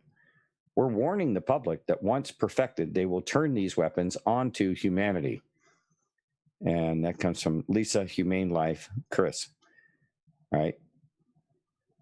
Dr. Eric Kallstrom continues. The program then actually constitutes fourth generation, unconventional, asymmetric, information, cyber, psychological, civilian, military, psychotronic, and electronic warfare, low intensity conflict, counterterrorism, and domestic terrorism, all justified under the guise of the phony war on terrorism and national security. Boy, that fits into everything that we have seen and talked about for the last 3 years. They hide it all under national security and the war on terrorism, when the actual terrorism is being they use the word low intensity conflict, that phrase right there, low intensity conflict. You keep it just below the radar, just below the horizon. You get this feeling that something's not right, something's off. You don't feel very good this day or that day or whatever, and you think you're just having a bad day. Are you really having just a bad day? Or is something influencing you, making you feel tired, making you feel anxious? All of these things. And we just heard from these people. This is something that they've been working on for a long time. TMC deals with this stuff and talks about this all the time. And they are getting to the point where they actually don't need to, drill a receiver and a transmitter into your brain anymore. They are actually able to use frequencies to not only transmit to, but also receive from your brain what's going on inside there. Okay. And if they can transmit to, once they figure out exactly what parts of your brain that they can stimulate through these different types of transmissions, which is not hard to do. It really isn't. And what TMC says about this stuff is absolutely spot on. All right. They can do this stuff. Except TMC hasn't accounted for the clock cycle. Explain clock cycle for everyone.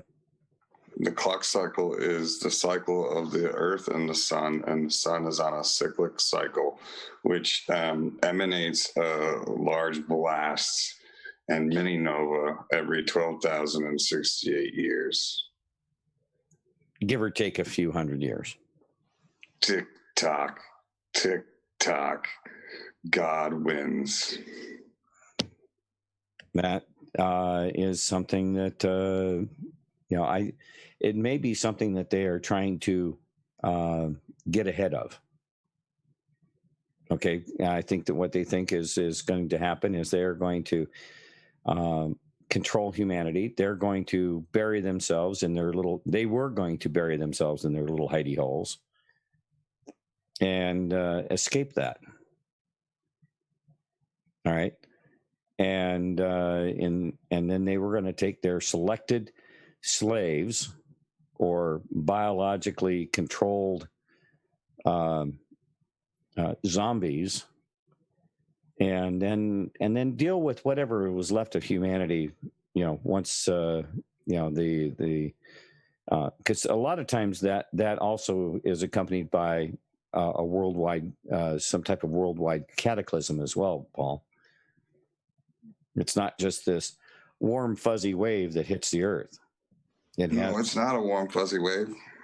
It's a large wave of water and earthquakes and a scenario that made only 600 people survive the last time. So it's a little doom and gloom, but that's if you look, we can see our civilizations have started over many times. Oh yeah. Perhaps we've gotten to this point, and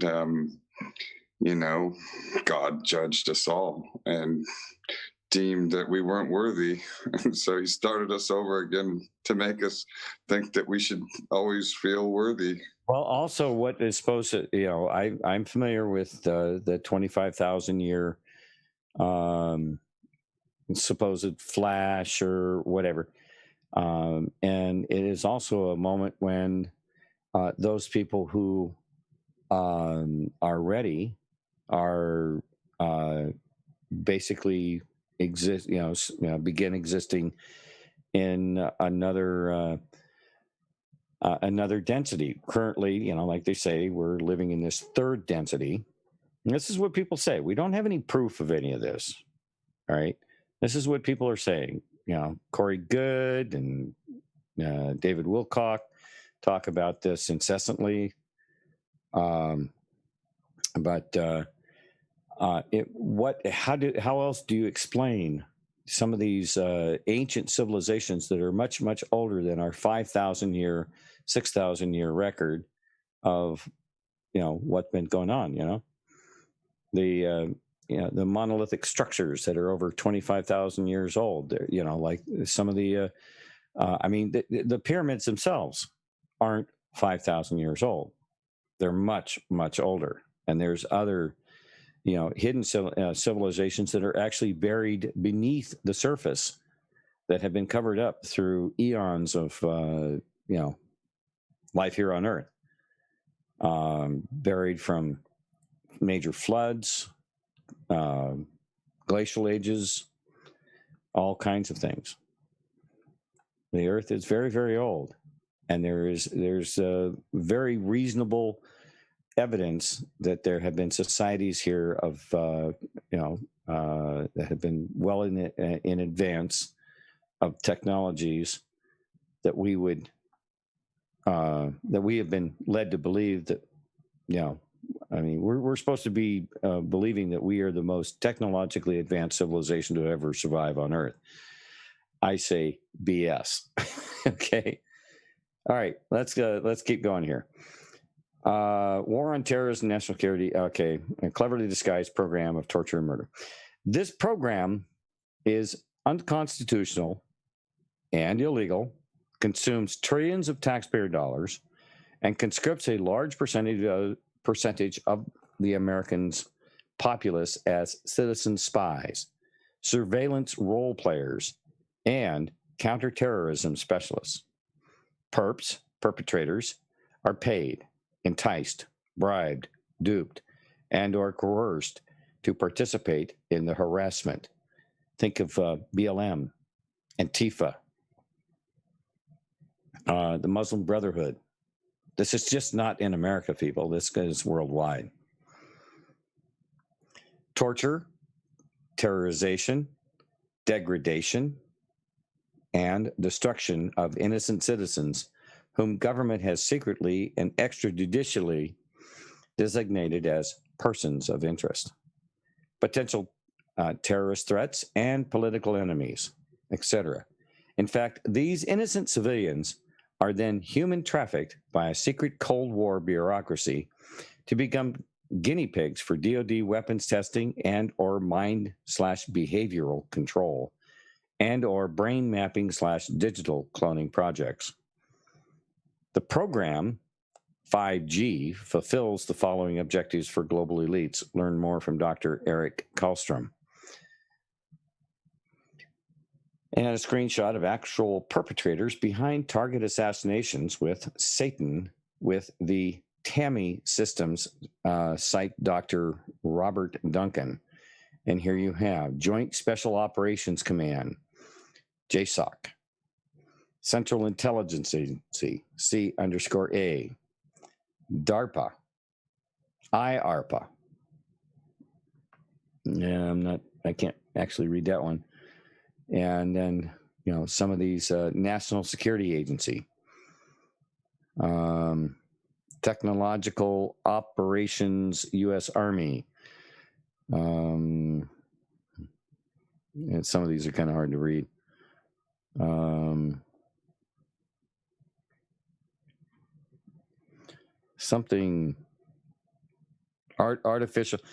Artificial Intelligence Technology Office, AITO, United States Department of Energy, the DOE, United States Space Force, Department of the Air Force, Department of Defense, United States of America.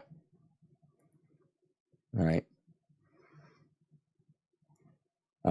There's a video here. Dr. Robert Duncan, former CIA scientist and insider, reveals more. Not sure how long this is. Oh, not available at this time. The military-industrial complex, CIA and DoD, couped the U.S. There was a coup. The U.S. government when they killed JFK for the Committee of 300. The JFK assassination was a coup d'etat by the New World Order conspirators who took over the U.S. government in broad daylight, televised for the world to see, including Americans. Learn more here. Now they're using weaponized AI, artificial intelligence, and the future of the world mind. Prevent exposure of mind control program, intel sources. Journalists John Nagel and Vincent Brannigan, and it looks like they're talking about it here. Let's take a look at this video. Oh, this is kind of a long one. Welcome back. The AI artificial intelligence apocalypse. The U.S. issues fresh threats to enslave our planet with weaponized AI artificial intelligence to avoid exposure of U.S. mind control program. Intel sources.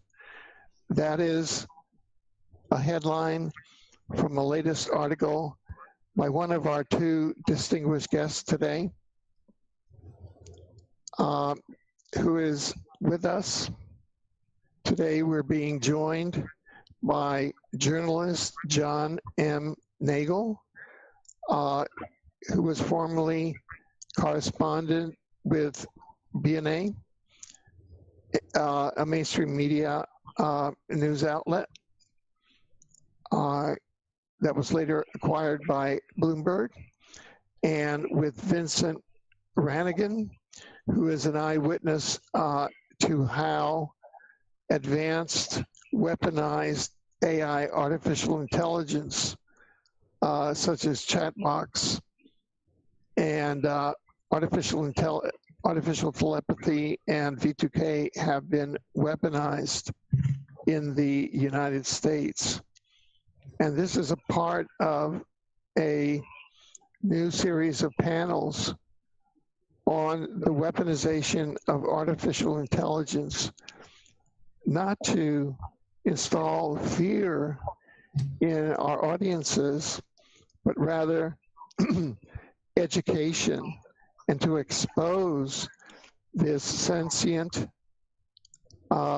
inorganic, artificial intelligence that is now rolling itself out onto the planet and attempting to terraform it. Welcome, John, and welcome, Vince. Thank you, Alfred. Thank you, Alfred. Now, John, you have written an extraordinary series of articles here dealing with all of the technologies that weaponized artificial intelligence has developed, and more importantly, as a mainstream journalist, and will be publishing one of your recent articles in the article that accompanies this interview, and people can go to the link right in the video description of this interview. And so what you have really done, and the service that you're doing, is bringing the skills of a mainstream journalist to a field of high strangeness that the intelligence community has been dealing with over the last number of years, and now bringing it out in a way that the mainstream public, I think, can understand it. I found it so striking when I was introduced to your articles and your work in the lead up to our panel. Could you tell us how you were introduced to the area of AI, artificial intelligence? Because it seems that you have really gone quite a way. I know that you filed a very lengthy petition to the Inter-American Human Rights Commission, the Organization of American States, several years ago. And you're an extraordinary individual. Right. Well, I'd like to not go too much into my own details, but I see. As a result of certain experiences, I gained a lot of contacts in the global intelligence community regarding this issue, because this has been a pressing issue for them for several years. And the reason for that is that the U.S. and some of its allies for the last several years have been threatening the world with weaponized artificial intelligence. Not in any public forum, of course, but through secret channels. The U.S. and its allies have been threatening to basically enslave the planet, and also been threatening measures such as weaponized AI torture against either individuals or populations or sectors of the population. So as a result, I came into contact with people in the global intelligence community who have provided me for a lot of information about what's going on. And that's basically the short story. Now, in this extraordinary article, you write, the threats, in other words, these are threats to enslave the world with weaponized AI. And we're talking about that portion of the U.S. government or actors within the U.S. government that controls weaponized AI, artificial intelligence. Yeah, I will say it could be within the government, and there are also many non-government actors involved. So this could be, we're not totally sure, this could be both a secret government program and an off-the-books program with the involvement of many non-state actors, large corporations, leadership of large corporations. Yeah, now, right. Now, before getting into that, the larger big picture, could you detail for our audience some of the actual weapons of weaponized AI that are deployed? Right. Well, there are a few different capabilities that the AI has. We believe that it is one kind of entity, that they're not different weapons, but there's one entity with different capabilities. These capabilities can include what is commonly referred to as chatterbot torture. This can be used against individuals and basically consists of synthetic telepathy, in which the artificial intelligence can interact with the minds of targets or humans, and basically project voices into these people's minds so that they're hearing things that nobody seems to be saying. This can be a means of torture. It can be a means of programming of, for example, assassins. We think that kind of thing has been going on. We think, for example, some of the mass shooters that we see in the United States, mass killings, have been the result of weaponized AI, at least some of them. We think that this is capable of weapons of weather control. For example, the artificial intelligence, everything that we're hearing about AI is basically a cover story. We hear a lot in the news about companies working on AI to develop, new techniques of medical diagnosis, any number of things, financial trading.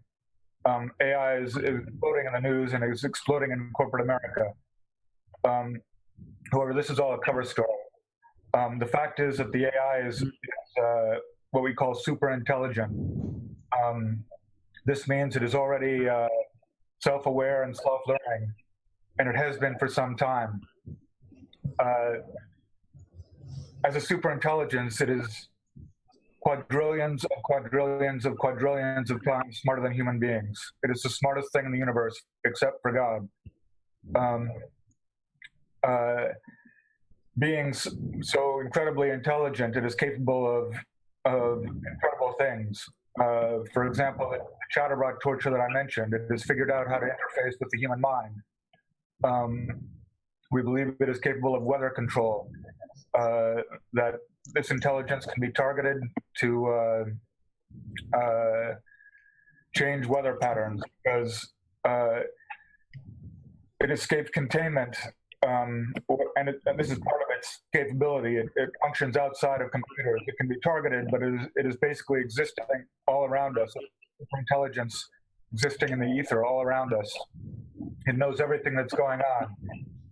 For example, we think it's being used in casinos by mind control agents. This AI knows every card in the deck. So with a combination of synthetic telepathy and knowing what cards are coming, mind control agents can be communicated with to cheat at cards in casinos and win a lot of money. We believe that it can be used for virtual enslavement. We know this, that it can be used for virtual enslavement. This can happen without people knowing it. That means that people can be reprogrammed. Our entire personalities and what we do, it can control our thoughts and our actions. That's another capability.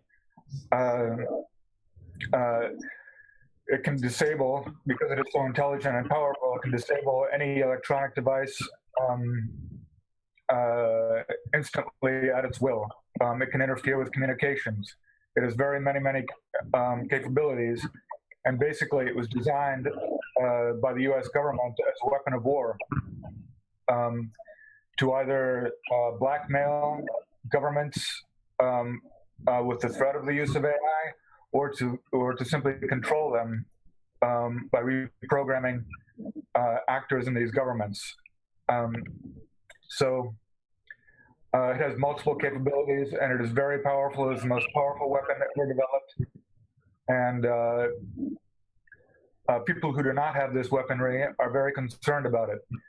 They do not want to be enslaved. They do not want to be blackmailed. They do not want their children enslaved. And there's also the threat that this thing has gone rogue, that is not totally under the control of the people who ostensibly are in charge of it.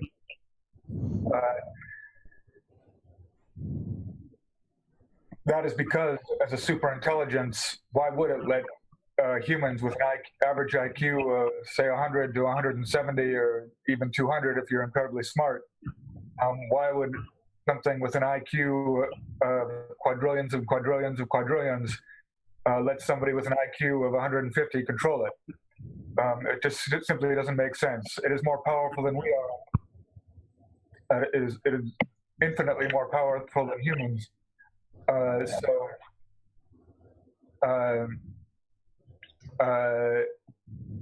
a real threat that has gone rogue, and that it might even be controlling the people who are ostensibly controlling it. Right. Now, you write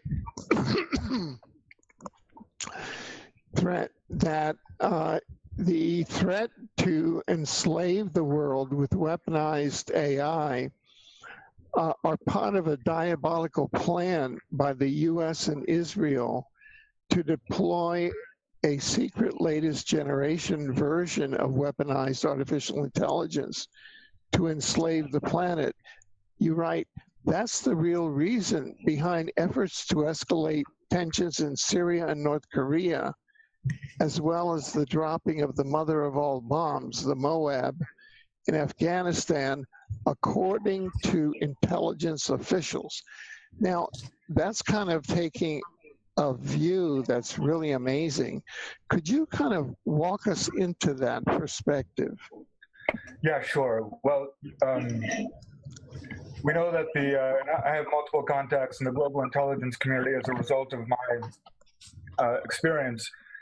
And basically, the Obama administration is really are the ones who started with threatening the world with weaponized AI. This happened, at least one I know about, was September 2014, excuse me.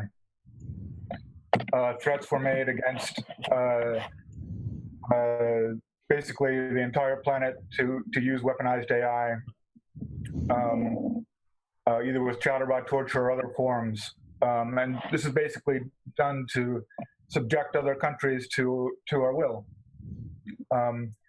But we feel that the Israelis did not have access, and the U.S. allies, many U.S. allies, or at least several of them, are also involved in this. We believe the Five Eyes nations are involved. Yeah. What exactly are those, the Five Eyes nations? Yeah, the Five Eyes is an intelligence sharing agreement. I see. Between the United States, Canada, Australia, New Zealand, and the United Kingdom. We believe that they might not actually possess the AI, but they are given access to it by the U.S. government.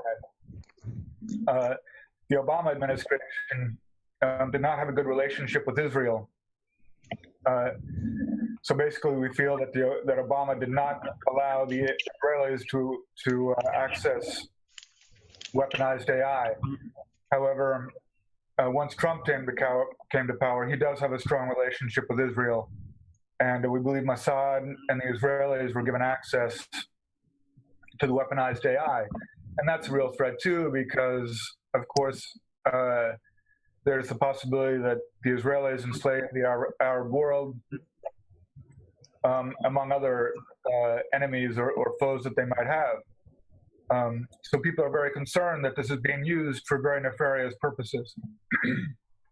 Well, there are factions within the Israeli and Mossad world that have ancient, quote, Zionist, memes of world conquest. I am not familiar with those. I will only speak about what I know about. Oh, okay. But the AI is now one of them. Is a new one. Yeah. So basically, civilized nations who do not want to be involved in this situation, who do not want to be enslaved, who do not want their families enslaved, have been threatening on their part to expose this in some way.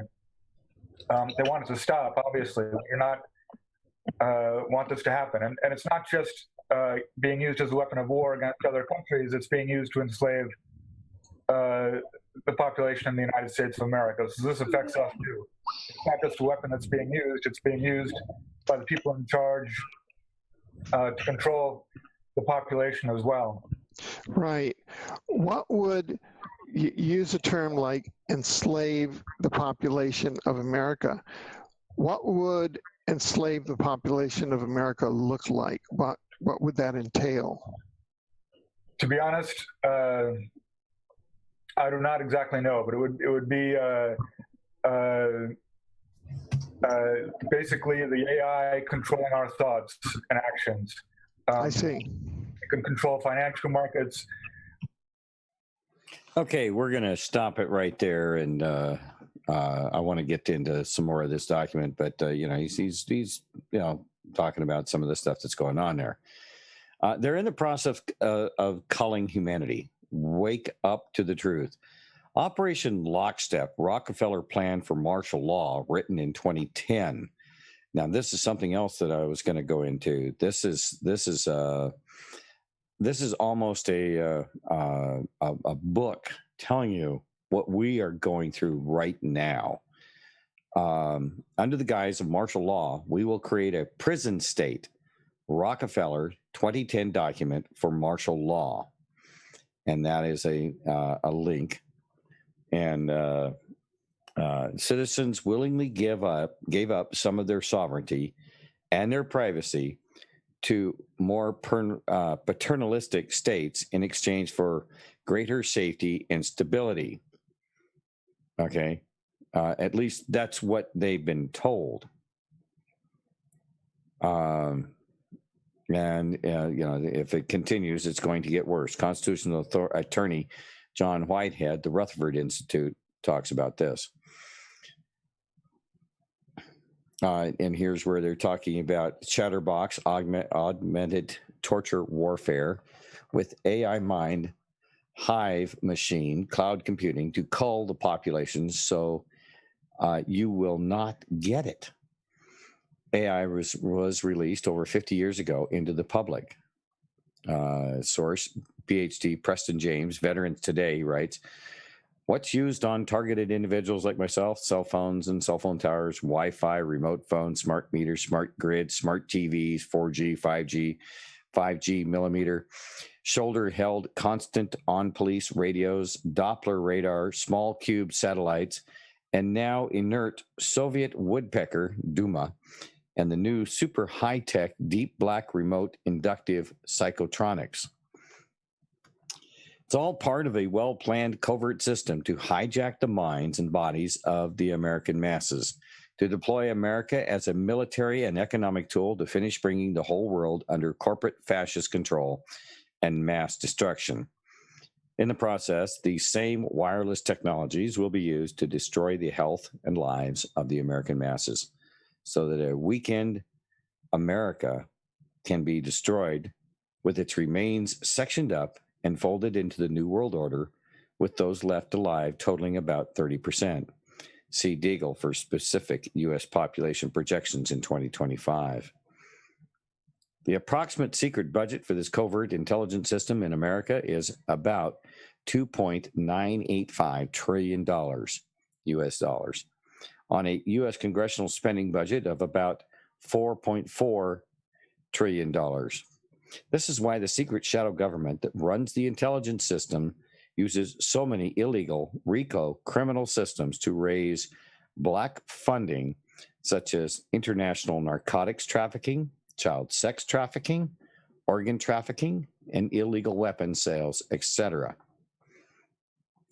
Their plan now in effect, FEMA concentration camps / our Constitution has been nullified, the lockdowns, medical martial law. Whistleblower, former CIA DARPA scientist Dr. Robert Duncan has excellent writings for those seeking the truth to what's happening to targeted citizens found here in the Matrix Deciphered long version PDF. And then we have this video here, New World Order. This is Lisa of Lisa's Humane Life. I'm going to read to targeted individuals a letter you might not be aware of. It was released as a Merry Christmas present in 2013. It was called Merry Christmas America 2013. From the U.S. Navy, Special Operations Disclosure. When technologies and applications being used against American targeted individuals. It starts off by saying, first off, all 315 million Americans are targeted individuals. They are in an electromagnetic concentration camp under unbreakable electronic mind control. There is a secret military police structure that silently controls much of America, especially in regards to current and future plans regarding population, culling, and management. When the lowest level are actual soldiers, anyone who carries a holster and a badge is directly under our control. It is all under Northcom. Navy elements and private black ops security firms are used for much of it, especially the dirty work. It is all done by neuro-frequency weapons systems running on the now thoroughly complete atmospheric topologies of HARP, ELF waves, etc., with nanobots from chemtrails, aerosols, in and around the subjects. In the beginning, bigger picture, Americans and the global population are being buried alive in a frequency fence. Even the tiny handful of people who have had exposure to mind control, for example, insiders like the person they're saying wrote this themselves, or most targeted individuals, have no idea how fantastically advanced, subtle, and powerful the current system really is. It is beyond words. I want to stop and remind everyone these are not my words. This is the words of whomever wrote and released this. Anybody can be taken over within seconds. Excuse me.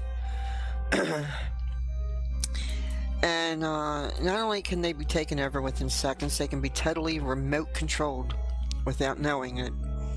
It is beyond the capacity of those who haven't experienced this being done to themselves and others around them to even comprehend this.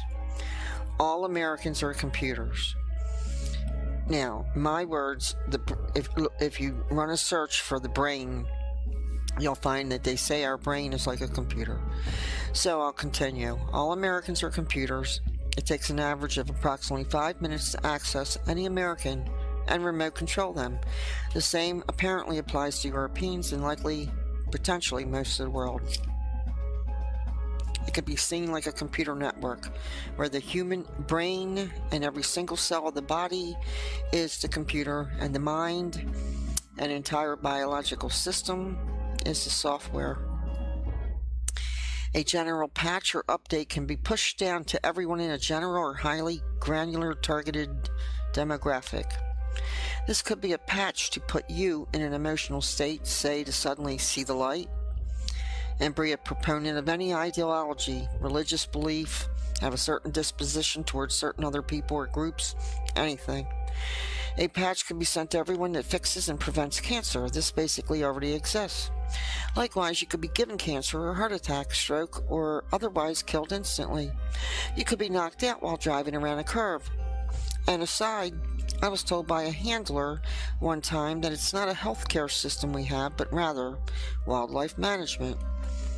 Many targeted individuals experience street theater It's also known as gang stalking. They are ignorant of what is actually happening to them.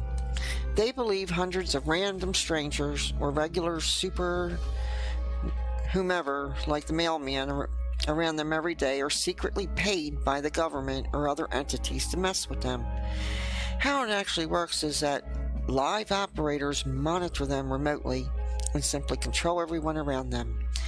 Reference the scene in the movie Control Factor with the waitress. Humans are taken over that easily. Now I'm going to add my own to say I have been listening to an insider over at SoundCloud. Almost 2 years now. He knows a lot about our targeting. And he says that it's all run by computers now, super quantum computers, through CERN. And then, of course, the rest of the grid. That's everything. The smart meters, smartphones. I'm going to continue. I was targeted to stop. This is a super quantum computer behind all this. It's called artificial intelligence, AI. So don't think that any of these so-called handlers are human. Our warfare is not against flesh and blood. Anyway, yeah, as I was mentioning, street theater is gang stalking. And I don't, are there live operators monitoring this? You're going to say yes. I adamantly disagree. This is all being run by computers. The AI, artificial intelligence super quantum computer, is run with AI black goo. Is not of this world. There's some really good people out there, like scientists, that do define and explain it. They actually went in person and did the research to more than show that what they did is they wanted this virus, this fungus, this artificial intelligence that's literally destroying humans to infect everything. And that would be not just us, but they infected us through the entire grid, the wireless grid, the internet wireless wired grid. Anyway, they're saying that instantaneous communication with synthetic telepathy works as they can apply to gang stalking applications. Now, application would be a computer app. It's actually faster than instant. The operators and possibly you mentally, depending on how things are configured, exist in a time-space bubble outside of our linear time. Now, remember that part. This gives the ops time to put together any kind of information to send you. Quantum jumping, teleportation used in alien abductions works the same way. Via the electromagnetic nanotech typologies, the subject can be, in essence, ported to a lab, tested, fixed, brainwashed, raped, messed with, then sent back intact as though they were altered and never knew anything at all would happen to them. Unless the operator chooses to leave them with screen memory, clones, of course, can be made and used in conjunction with them. I'm sure they've done that. As a target, I can clearly say that the level of evil is long, in my opinion, long past being of any, even a shred of decency or anything else. This is pure evil. The artificial intelligence is running this regardless of what they're saying in this letter. I believe the letter is in part truth, and there are other things in there that are not true, which is what they do. As a TI, I know that there's an AI in the background running the show. This thing is extremely advanced, and I believe it's Satan. Period.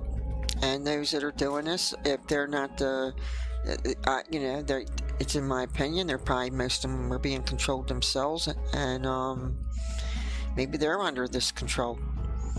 Then there's others that I think are just, Luciferian and Satanists and deep black ops, and I don't think some of them are human, to be honest. It just defines being a human here. There's not even a lick of, it's like, it's too much psychopathic going on. Way too much. No signs of any form of being a human. You couldn't do this. You couldn't do these things to innocent humans. My labs, this is what, you know, I'm talking so you know about my labs, military labs, and DARPA. And of course they're saying in this it's NORCOM. And what I understand it's NASA, NORCOM, Northern Command, Okay. We're going to stop it there, but you guys all have a link to this website, so you can pull up this website and look at a lot of these videos later if you'd like. I'd like to get a little bit further into the article here. We'll open up the rest of the page here. Whistleblower Brian Kupfer, former Amazon security black op contractor, explains targeting a hyperworld simulated hell in the ether Android RF cell phones, targeting individuals' DNA for remote neural monitoring and MK Ultra and supercomputer mind control to get rid of whistleblowers, and it will be done to all of humanity unless you wake up. A simulated reality, global brain hive mind, artificial intelligence. This is here's another video that's on here. Let's take a look. This is, are you willing to? This is a 19-minute video, and this is just an incredible website with lots of information on there. Paul, you still there? Or did you fall asleep? No, I'm here. And what do you comment on what we've seen and covered so far here? Well, I think I'm with the audience. I'm not really afraid of AI. I think it's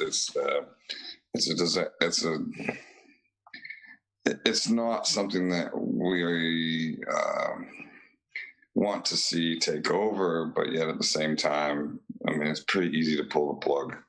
Yeah, they want to put it in our brains and whatever, but let's just volunteer Elon to go first, and he can have the artificial intelligence, and he can go first to Mars, and we'll just sort the problem right there. Well, isn't he the one that wanted to upload his consciousness into a computer anyway? Yeah, well, he can be the first, and they can both go together to Mars. Solution. I think we ought to send him to the sun. I think that would be much more enlightening if you. I think we ought to just send our nuclear waste to the sun. What if the sun is a stargate to other points in the universe, and they get pissed off at the other end? Oops. Sorry about our space garbage. Don't be sending your space garbage over here. Yeah. Beep, beep, boop, boop, beep, beep. I do not compute. Yeah, I'll put this link out there for you guys again. But no, It's a one-way trip to the sun. All right, we're not doing songs tonight. Here's the link for the website. I'm going to put it out there for you guys in the chat. This is this website. You can dig around on it yourselves. It's just an amazing wealth of information here. And the interesting thing is, this is actually a link from another website that I was looking at earlier this evening before the show, and where you get into the Rockefeller documents that say how they're going to, bring all this stuff about. And let's see here.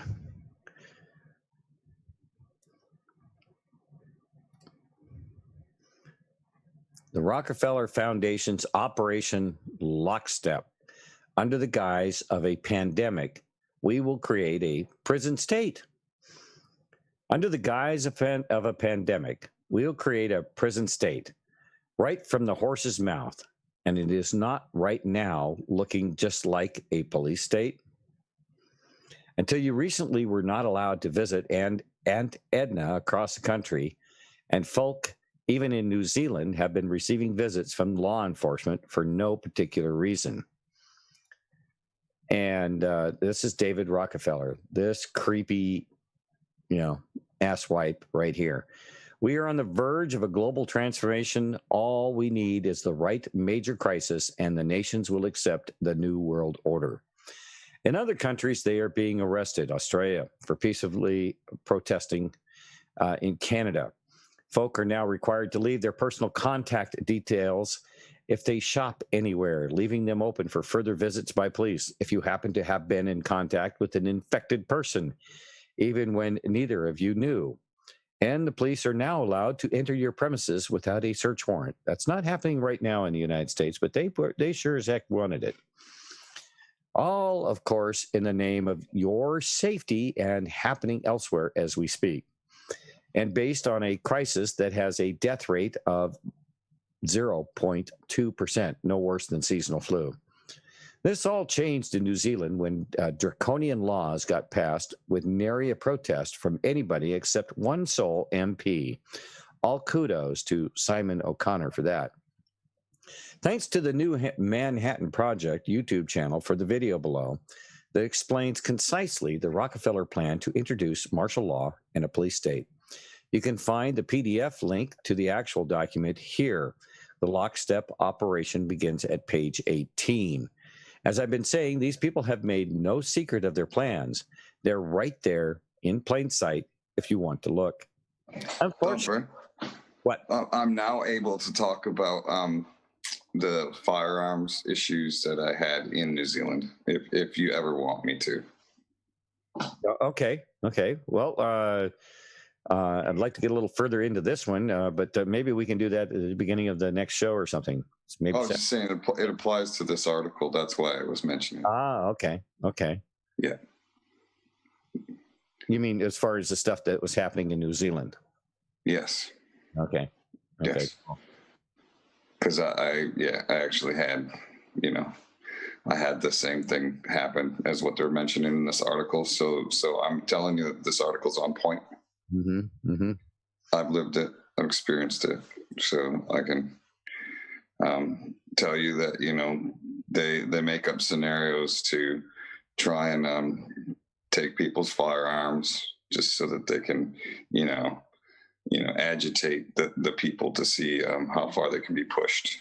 Anyway, keep going. Okay. So did they take yours? Oh yeah. Well, I got them back, but I mean, basically, it's kind of a bit of a story after the shooting in Christchurch happened. The funny thing is, I met a nurse, and she told me that it was an event. So, what happens when you mention an event versus a shooting? Mm-hmm. An event is something that can be staged, or is on a calendar ahead of time, whereas a shooting is not necessarily. Shooting could be a random time that someone decided to get angry. But so for people to call it an event is very interesting. Anyway, and they got caught. I don't know what you saw in New Zealand, but I know what we saw here, and the people that were really pushing that was a false flag event really got hard pushback on that at the time on the internet, and because people got they called it out. They said, no, this is a bunch of BS. And I don't know what was being allowed to be seen in New Zealand, but I'll tell you. It's attention here. I know that. I'll tell you. Okay, so after what had happened is like within a week they were going to change the gun laws, and so I had gone and picked up a military style rifle from my friend and got it back and gave it to him. Picked up a gun for myself, and then so I get a phone call from the police after I did this, and they're like, we need to talk to you about your gun. And I'm like, I don't know who you are. You're saying you're police on the phone. No, I don't need to talk to you about anything. And they're like, yes, you do. You need to talk to us about this gun that you bought. And I said, no, I didn't buy a gun. I didn't buy a military style gun. I bought, something else. And then they kept saying, I bought this gun. I said, no, I didn't. So I got pissy with the lady on the phone. And so they sent the police out, and then they took my gun not the gun that they were looking for. And they wanted me to rat on this guy and tell him where this other particular rifle was. And I was like, no, I'm not doing it. And so I ended up calling the guy and telling him, hey, look, the cops are over here. You know, they took my guns because you wanted a specific gun, and, you know, that's not right. But anyway, after a long period of time, I had to go jump through a bunch of hoops. I got my guns back. But the whole thing was like over the fact that the Christchurch shooting happened. Mm-hmm. And nothing to do with, you know, me breaking a law or anything. Mm-hmm. But the really interesting parts of this is the fact that this stuff happened. It still happened. You know, I mean, my friend had his guns taken away there because his son had threatened somebody. His son didn't even have access to his father's guns. It was like, you know, you have to have them locked in a safe. There's completely different laws there. It's not like you can just throw your gun around the table or anything. It's yeah. Mm-hmm. Anyway, so this stuff does happen and continue to happen there. They don't want us talking about it. They leaked the gun information of people who had bought guns and turned them in. All those people got money and they got a check into their bank accounts, and then somehow someone broke in and took all the information, and so now the public all had the information of where all these other guns were, and all. It was a giant nightmare. The whole thing was, and it was, if you asked me, the whole thing was a giant setup to take military style firearms from people. No, I don't doubt it. I doubt it. And New Zealand before was it used to be in my assumption. I might be wrong, but very gun friendly. It's probably was one of the least restrictive gun places in the world. Mm-hmm. And the reason being is because they just didn't have gun crime to say. They didn't have, you know, any of that sort of thing. And, you know, I'll give you an example. All the rules that you think for hunting and stuff here, you just don't have in New Zealand. They still don't have them. So like you can hunt at night, you can hunt with, you know, with silencers. They actually prefer you to hunt with silencers. The people don't want it. Okay, knock off the silencer stuff. Suppressor. Let's use okay, suppressor. Silencer is Hollywood. Because if you've ever shot a firearm with a suppressor on it, you know it's not silenced, right? Yes. Okay. It's not silenced. Okay. I'm kind of a pissy about that because, you know, people. Oh, you can't. It only comes out and it sounds like. Poof, poof. No, it does not. Okay, it does a good suppressor will bring the noise level down so that you can actually fire the firearm without wearing ear protection and suffer damage. Okay, you should not suffer damage if you have a proper a good quality suppressor on your firearm. These people were hunting out of helicopters with you know, suppressed full auto, you know, guns, you know, and that's was done legally and fine, and no one had a problem with it. So like we're talking about really liberal open gun law, gun rules and regulations, except you had to be you know, have a gun license, which is different than the United States, which allowed you to actually have more freedoms, but you had to actually, you know, go through a bigger process of getting a gun license. Okay. A great topic for a Second Amendment show. Let's get back into this. Yeah. Thank you for adding that. That's, you know, again, you know, this is full frontal asymmetric warfare, attacking anything and everything in your life. Nothing is in your life is not up for them to attack you with, and that's the asymmetric warfare that is, you know, You might think you averted a problem in one area and then turn around and the next day they're coming at you because you had a hangnail.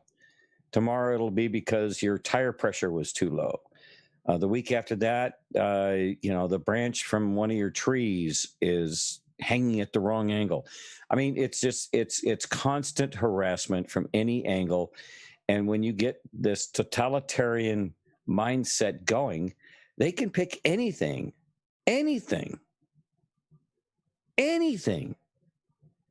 and use it to harass you with. Okay? If nothing else, it wastes your time, and you have to at least spend time to answer it back. They harass you. Go to your mailbox. Look at all the junk mail. To me, that's just harassment.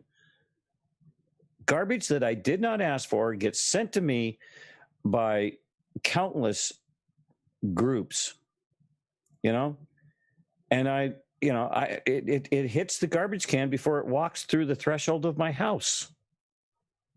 I won't even bring it in the house. So why do they bother sending it? Look at the thousands and thousands, millions of dollars spent to send that garbage out. It's a harassment. It takes that little,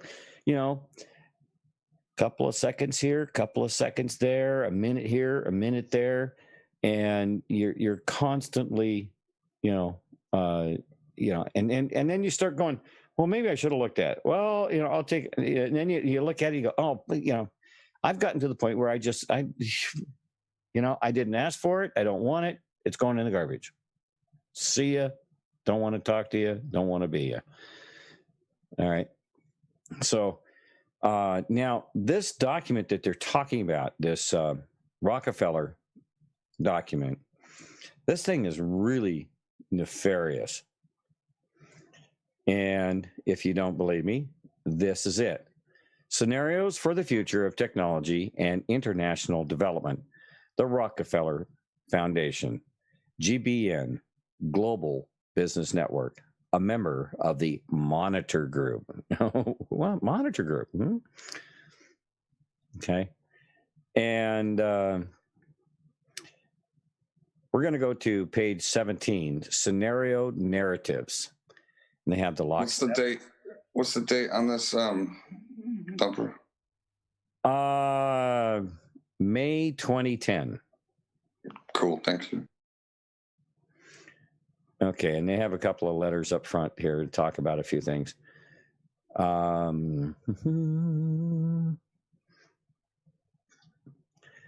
Further reading on technology and development, this report adds to a growing body of literature focusing on the relationship between technology development, social systems. While not a comprehensive list, the following readings offer additional insights on this topic. Carolyn Wagner, The New Invisible College, Science for Development, 2008. Institute for Future Science and Technology Outlook, 2005 to 2055. Rand Corporation, The Global Technology Revolution 2020 In-Depth Analysis, 2006. World Bank, Science, Technology, Innovation, Capacity Building for Sustainable, there's that wonderful word again, Growth and Poverty Reduction. Yeah, poverty reduction. Yeah, let's just get rid of all the poor people. That's how you do it. UN Millennium Project, Task Force on Science, Technology, and Innovation, Applying Knowledge in Development, 2006. W. Bryan, author, The Nature of Technology, What It Is and How It Evolves. STEPS Center, Working Papers, Innovation, Sustainability, there's that word again, Development, A New Manifesto. Manifestos, they're always fun to work with, right? Isn't sustainability just a key word to let's kill off 6.5 billion people? It's in that same realm, yes. Okay. All right, lockstep. A world of tighter top-down government control and more authoritarian leadership with limited innovation and growing citizen pushback. Clever together, a world in which highly coordinated, successful strategies emerge for addressing both urgent and entrenched worldwide issues.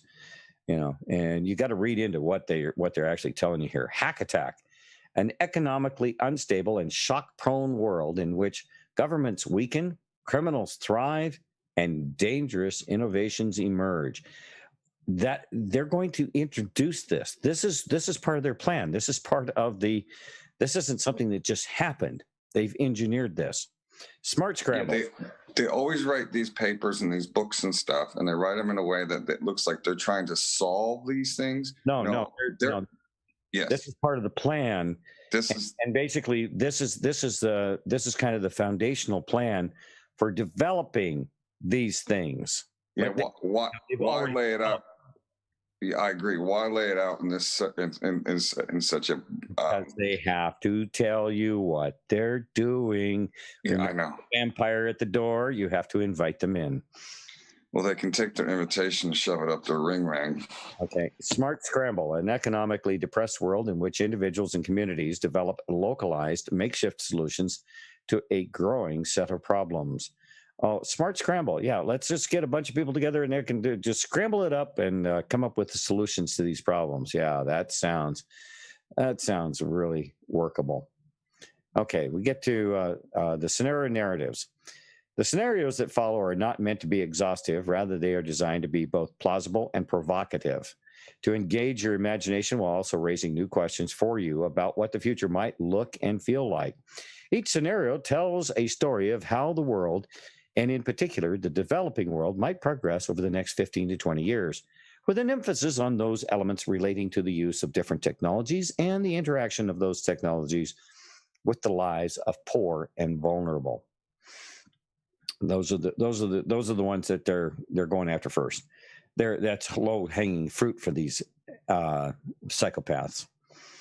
Accompanying each scenario is a range of elements that aspire to further illuminate life, technology, and philanthropy in that world. These include a timeline of possible headlines and timeline of possible, here they're laying out for the media what the headlines they can use, what they'll have. All right. Yeah, like Kung Flu. Yeah.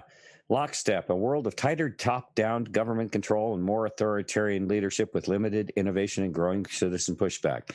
In 2012, the pandemic that the world had been anticipating for years finally hit.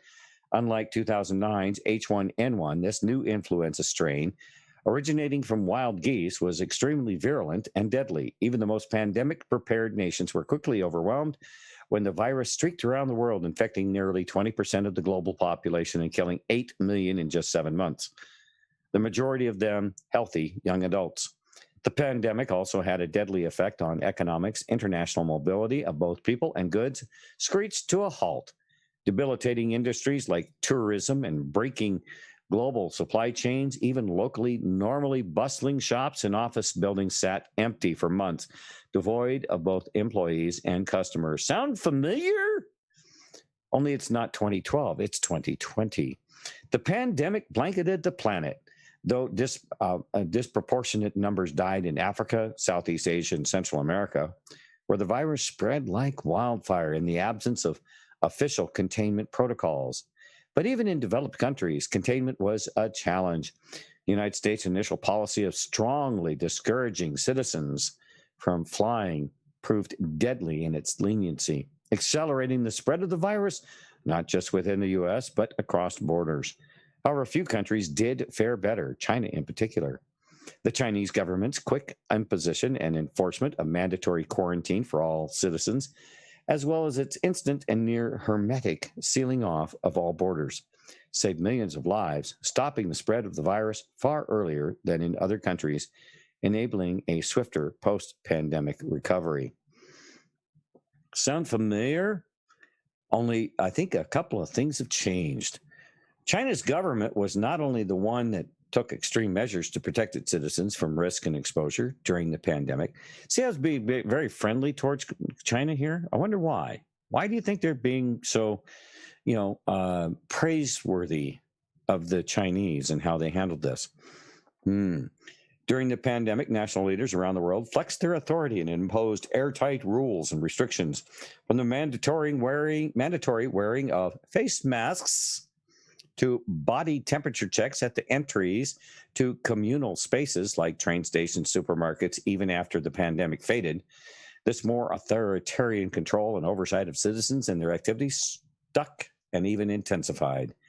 In order to protect themselves from the spread of increasingly global problems, from pandemics and transnational terrorism to environmental crisis and rising poverty, thanks to rising taxes and lower wages and less work.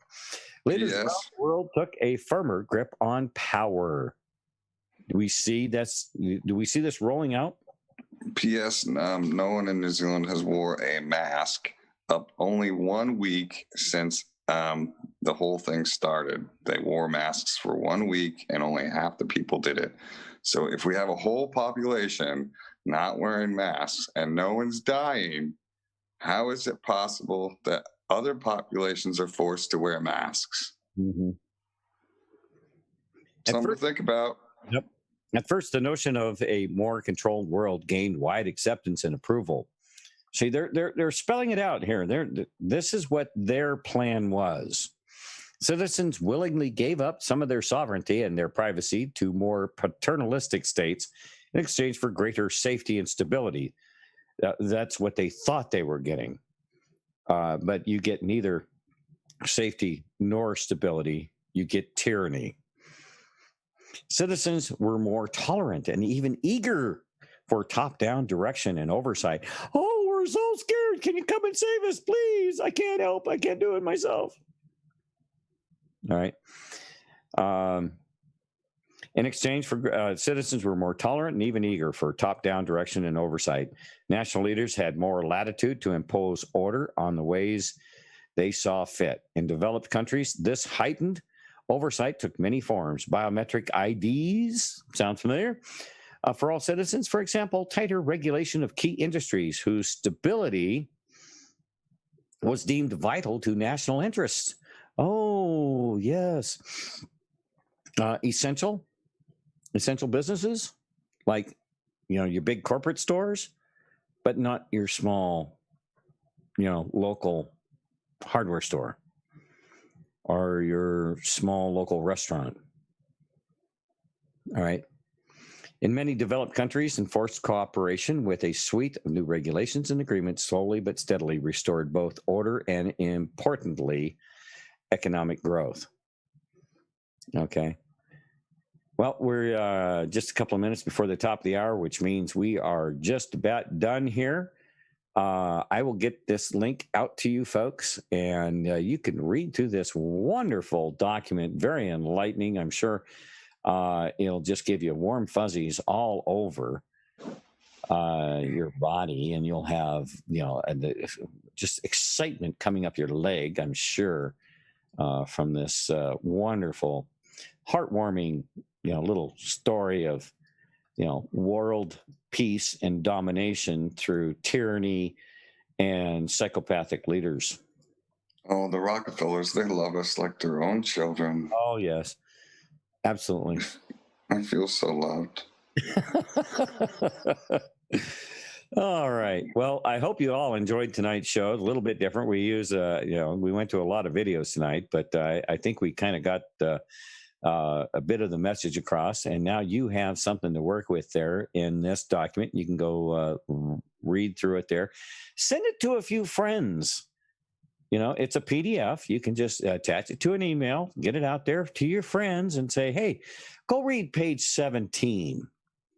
Mind you, this was written in 2010, and have them read page 17 and the few pages after that. And then say, how did they know? How did they know? How could they have known? Or did this develop as part of their plan? Just asking.